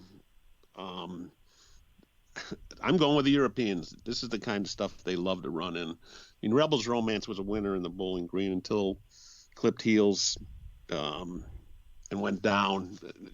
That horse was going to win the race, I believe. I mean, I think this is only her 2nd start since the turf, or the Bowling Green was.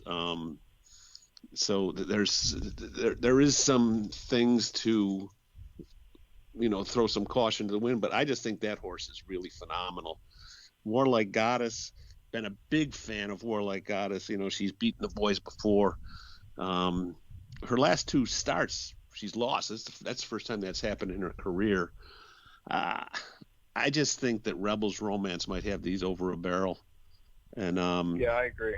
I think Rebels Romance is much better than this field. So that's that's the Euro's going to beat us. That's what I think. I'm going to take the glass half full approach here, and I'm going to stick with the Americans. And for the same reason, Tim, that you stuck with Defunded in our previous topic in the Awesome Again Stakes, Warlike Goddess has only raced at Aqueduct 1 time. That was last year in this same race, and she won it. She's 6 for 8 at this 1.5 mile distance. I just think that this is a good fit for her today, and if she is going to beat the Europeans and beat the boys again, it's going to be in this spot. So give me the Americans in this spot this afternoon. Well, wave your flag, my friend. Sticking with the home team here today. Okay, time to welcome our good friend Nick Zito to the program, as we do every week, as we get a chance to play a couple rounds of right or wrong. Yeah, right or wrong. Am I right? What do you think? Right or wrong? Okay, guys, 2 topics here today. You can tell me if these statements are right or wrong. Parks moved forward with the Pennsylvania Derby program last Saturday. We talked about the big win for Brad Cox earlier. They did that despite horrible weather conditions, which caused most tracks in the Northeast to cancel their cards that day. despite the races going off without incident, thankfully, was the decision to run right or wrong? Yeah, right or wrong. Okay. Timmy, you were there. What do you think? Yeah, I was there, and I was working for Park, so I got to say it's the right decision. It's the company line, because they were paying me last week to work for them. And, let's face it, it was the biggest day on the Park's calendar. And the last thing they wanted to do was cancel. Yeah, there was probably pressure going up and down. You go up and down the East Coast and all the tracks that did cancel. But Heisa was there, and Heisa gave them the green light to go. I mean, they only had the Turf Monster was the only race that they ran on the grass. And right after that race, the jockeys met and said, we're not running on the grass anymore. There's only one other grass race left. It was the next one, the Alphabet Soup, so they took that off. And, I think there were 20 trainer scratches for the day. 5 of them came in the Turf Monster. It seemed to me that the track was safe. I mean, it rained really hard in the morning, but then the rest of the day it was sort of just like that misty kind of rain. And the riders, if they thought it wasn't safe, they wouldn't have allowed it to continue. And there was no incidents, as you said. I think that Parks, they wanted to get that card in because it is their biggest day, even though the crowd was down because of the weather. But, and everything worked out. So, yeah, it's unfortunate that the weather was the way it was. But I think that's the first time since 1999 that they've had an off track for the PA Derby. So, it's unfortunate, but they got the card in, and I thought they made the right decision. Yeah, I completely agree, Tim. And if it was too bad of a track to race on, then the jockeys would have said something. And if they were okay to run on it, then we're good to go. And again, everything went just fine at Parks last weekend. Yeah, and they had no incidents. No incidents. So they obviously made the right call. Yep. So both Jake and Tim saying that was the right decision. How about this one, guys? Both the Lucas Classic, which is renewed at Churchill Downs today, and the Woodward at Aqueduct have provided us with several Breeders' Cup winners over the years. But today, I'm going to look at this glass as being half empty, and I'm going to say that neither of those races will give us a Breeders' Cup winner here in 2023. Is that statement right or wrong? What do you think? Right or wrong? Jake, what say you? Yeah, I think you're right. My top horses in the Breeders' Cup Classic are not running today, so I agree with that. I mean, they're both solid races, but I don't know if they're gonna. You're not gonna see the Breeders' Cup Classic winner come out here. I'd be very, very surprised. Who's at the top of your list? White Abario, he's probably number 1, and Archangelo. Not really choices. Going out on much of a limb, but they look like the best to me. So. I'm looking at both these races, and when Zandon is the 2-1 morning line favorite in the Woodward, and that's a solid horse, but he doesn't win. I mean, he's hit the board, and since the Bluegrass, he's 0 for 8, but he's hit the board in 7 of them. But he just doesn't win. I mean, Chad Brown's been waiting. He's not very good, Tim. Okay, let's just say it. Well, I'm trying to be nice here. Chad Brown is waiting for him to have that breakthrough effort. Maybe it's here. I mean, Charge It is another horse that wowed a lot of people last year when he won the Dwyer by a zillion lengths, and but he hasn't shown up against the best competition and done anything. I just don't see anyone coming out of the Woodward and winning the Breeders' Cup Classic, and the Lucas Classic too. I mean, your favorites Rattle and Roll, who was 6th as a favorite in the Jockey Club Gold Cup at Saratoga. Yeah, he's back at Churchill where he's run okay, but this race to me, it isn't getting my blood pumping at all when you're looking at the Breeders' Cup. I mean, there's no. The Fort Larned had won this race years back, and Nick's Go won it too, and I don't see any horses like that in here. So I think that we are not going to see any Breeders' Cup winners coming out of these two races. Yeah, I like when you guys agree with me. No doubt about it. I don't think there is either. They don't look like the strongest of fields to me. With that said, the horses running in those two races today probably run 1, 2, 3, 4 in the Breeders' Cup Classic when we get there in a few weeks. I'll take that bet. Obvious. Yeah, of course. All right, that is right or wrong. We will bring back Nick Zito for that segment again next week on I Ask, They Answer. We have 2 more topics to get to before we wrap up the show, and they're both kind of fun. On this day 33 years ago, the great Hall of Fame jockey Bill Shoemaker recorded his first graded stakes win as a trainer when Baldomero won the Grade 3 Golden Harvest handicap at Louisiana Downs. That happened September 30th, 1990. So in honor of this anniversary, guys, which jockeys turned trainers find their way onto your top 5 list? Jake, you want it first? Yeah, how about Wayne Catalano? Good call. He's one of my favorite trainers at Churchill. He helped me get my first ever jockey, actually, his son-in-law, Channing Hill. And I never saw him ride. I don't know if he was good or not, but if you ask him, he'll say he was great.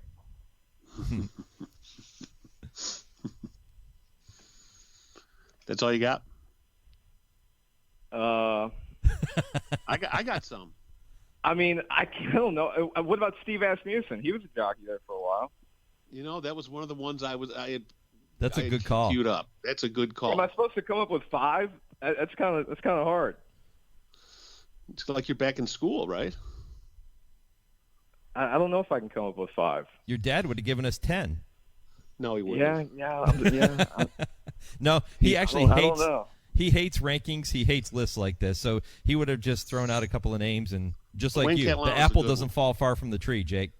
Catalano's a good one, though. That's a very good one. I'll throw some out. Wesley Ward. He was a.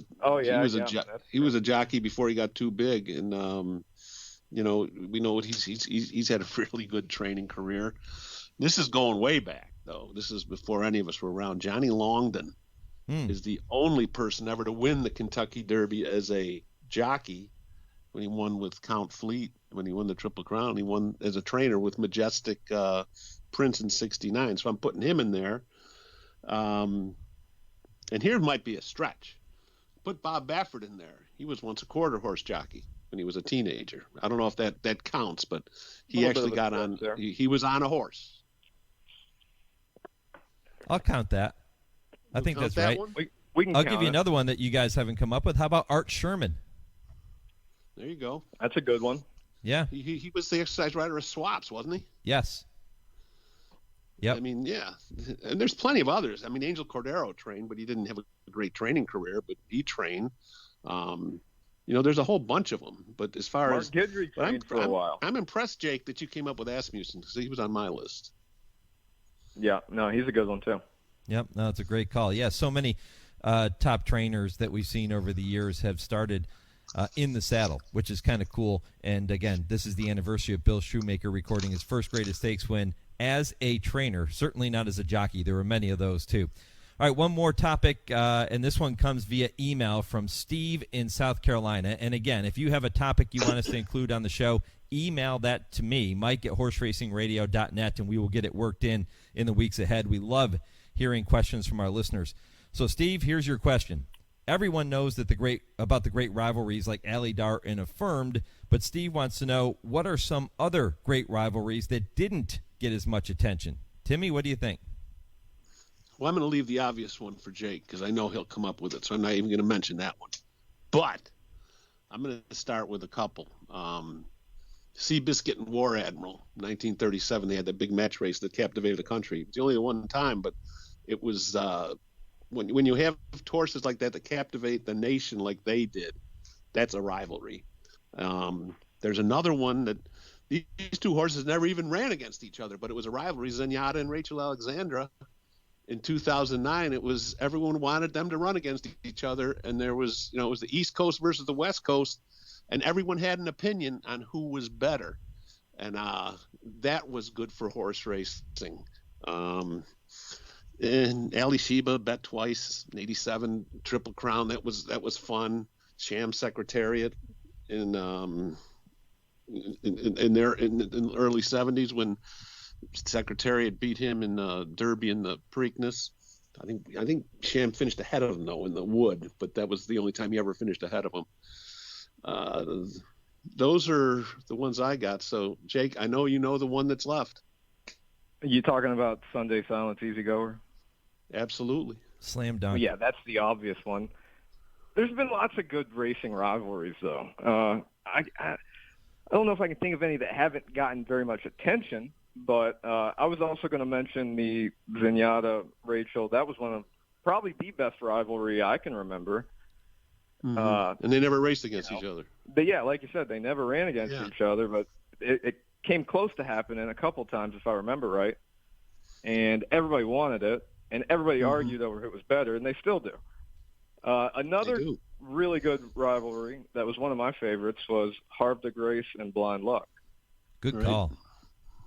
That was one of my favorite racing rivalries. They ran against each other a bunch of times and went back and forth several times. And it was always very tight, too, close finishes. And both really good horses. Yep, maybe White Abarrio and Arcangelo start up a rivalry. Yeah, you never know. Could happen. Yeah, who knows? But that would be fun. Jake's top 2 horses in the Breeders' Cup Classic as of this September 30th. All right, guys, it is time to wrap up the show, and we do it every week by allowing each of you to make one final point, a parting shot, if you will, before we wrap things up. So let's go. Timmy Wilkin, what's your parting shot for this week, my friend? Well, I just want to give a shout-out to Jake Romans. I mean, he came in as the pinch hitter and did an awesome job. I mean, it's not easy to just come in and do this off the street, as you will. And I thought that, he did an excellent job, and he might have a future in this thing. Just don't take my job. Appreciate that, Tim. Jake, what's your parting shot? I want to give a shout-out to all the trainers out there who are listening who might want to ride one of my riders, Martin Garcia or Martin Schwann. Call me anytime. Lobbying for business. I love it. Jake, Tim, we're going to do this all over again next week, guys. Jake, great job. You broke your maiden. Well done, my friend. We will do it again next week. Sounds great. Thank you. All right. There you have it. Jake Roman sitting in for his dad over the course of the next couple of weeks anyways, and Tim Wilkin, as always. If you have a topic you want to hear Tim and Jake debate over the course of the next few weeks, email that to me at mike@horseracingradio.net, and I will get it worked in. I Ask, They Answer is presented by the University of Louisville Equine Industry Program and the College of Business. I'm back with more. This is the Equine Forum on the Horse Racing Radio Network. Hi, Tony. Hey, Matthew. There's a reason why Tony's Steaks and Seafood is my favorite restaurant. It's because I want to feel part of the family. Isn't that right, Tony? That's right. There's a saying on the wall that I truly believe in. There's always room for one more at our table. We just want you to be part of our family. And believe me, you will be. It's Tony's Steaks and Seafood right across from Triangle Park. Visit them at TonySteaksandSeafood.com.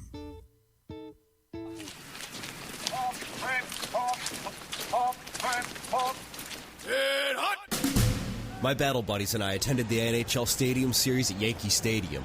We had never been there before, and 2 of us had never seen a hockey game. Man, we had the time of our lives. It was great therapy. VetTix, we can't thank you enough. Every empty seat at a concert, a game, motorsports, or a play is a missed opportunity to say thanks to a veteran and service member. We can help. We can give our veterans a special event where they too can create their own cherished memories. Find out how by visiting www.vettix.org.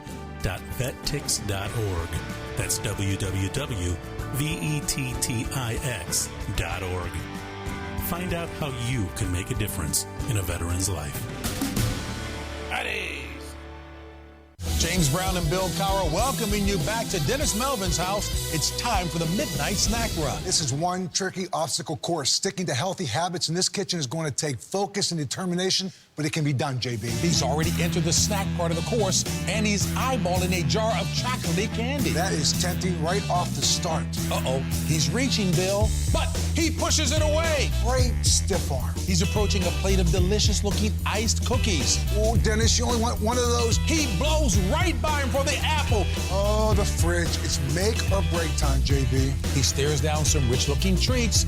Uh-oh, looks like he's headed for the soda. Wait, he jukes left, grabs the water bottle, and shuts the door with his elbow in record time. Unbelievable move. I gotta see that again. And he's out. He even turned off the light. That's the way you execute a midnight snack run. Stand Up to Cancer and Rally want you to reduce your risk for cancer. Go to takeahealthystand.org.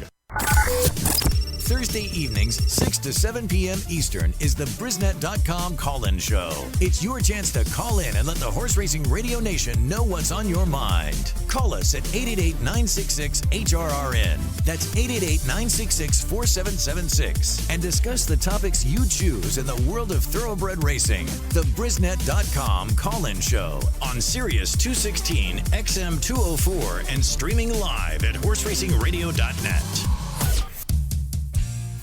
You're listening to the Equine Forum on HRRN, presented by TwinSpires. Well, the October issue of Blood Horse features 132 pages, including the Magic of Mandela, history showing that Richard Mandela has the Midas touch with his Breeders' Cup runners at Santa Anita. That story by Jay Hovde. Tattersall's Gems and Blood Horse Market Watch, also part of that October issue. You can download a copy right now from the Blood Horse Magazine tablet app via the App Store or Google Play, or you can order a copy at shop.bloodhorse.com or subscribe today at bloodhorse.com/subscribe. So, of course, when you subscribe to Blood Horse Magazine, you also get added value, and you get a free Blood Horse Plus membership, which is a $50 value simply by going to bloodhorse.com/subscribe. How about that debut by Jake Romans on I Ask, They Answer? The apple doesn't fall too far from the tree. Jake, of course, the son of trainer Dale Romans, who has been with us on that program the past couple of years. Dale, as I say, out on a recruiting trip for the Showdown 3 contest, unable to be with us for the next few weeks. So Jake's sitting in, and really going to be a lot of fun to hear from him and hear his opinions on some of the topics we're going to talk about in that segment going forward. If you missed my programming note, that segment was recorded on Friday, so if you heard us refer to the races coming up today at Aqueduct, that was before they moved the races to tomorrow. So now you know why. All right, my thanks to all of our guests for being with us here on the program this morning, including trainer Mark Glatt. Got a chance to catch up with Mike Willman at Santa Anita, and so many others to talk about, so many big topics. James Scully with the TwinSpires Triple Play, Kurt Becker with his Stroll Through Racing History, and then Jake Romans, Tim Wilkin just a short time ago. If you missed any portion of the show, head over to our website, horseracingradio.net, to check out the podcast, and do that too on every podcast platform. And don't forget to follow us on social media. My thanks to my producer, Lee Delapina, in our Lexington studio, and to Chauncey for handling our social media. I'm Mike Penna. Thanks for listening. Go Steelers.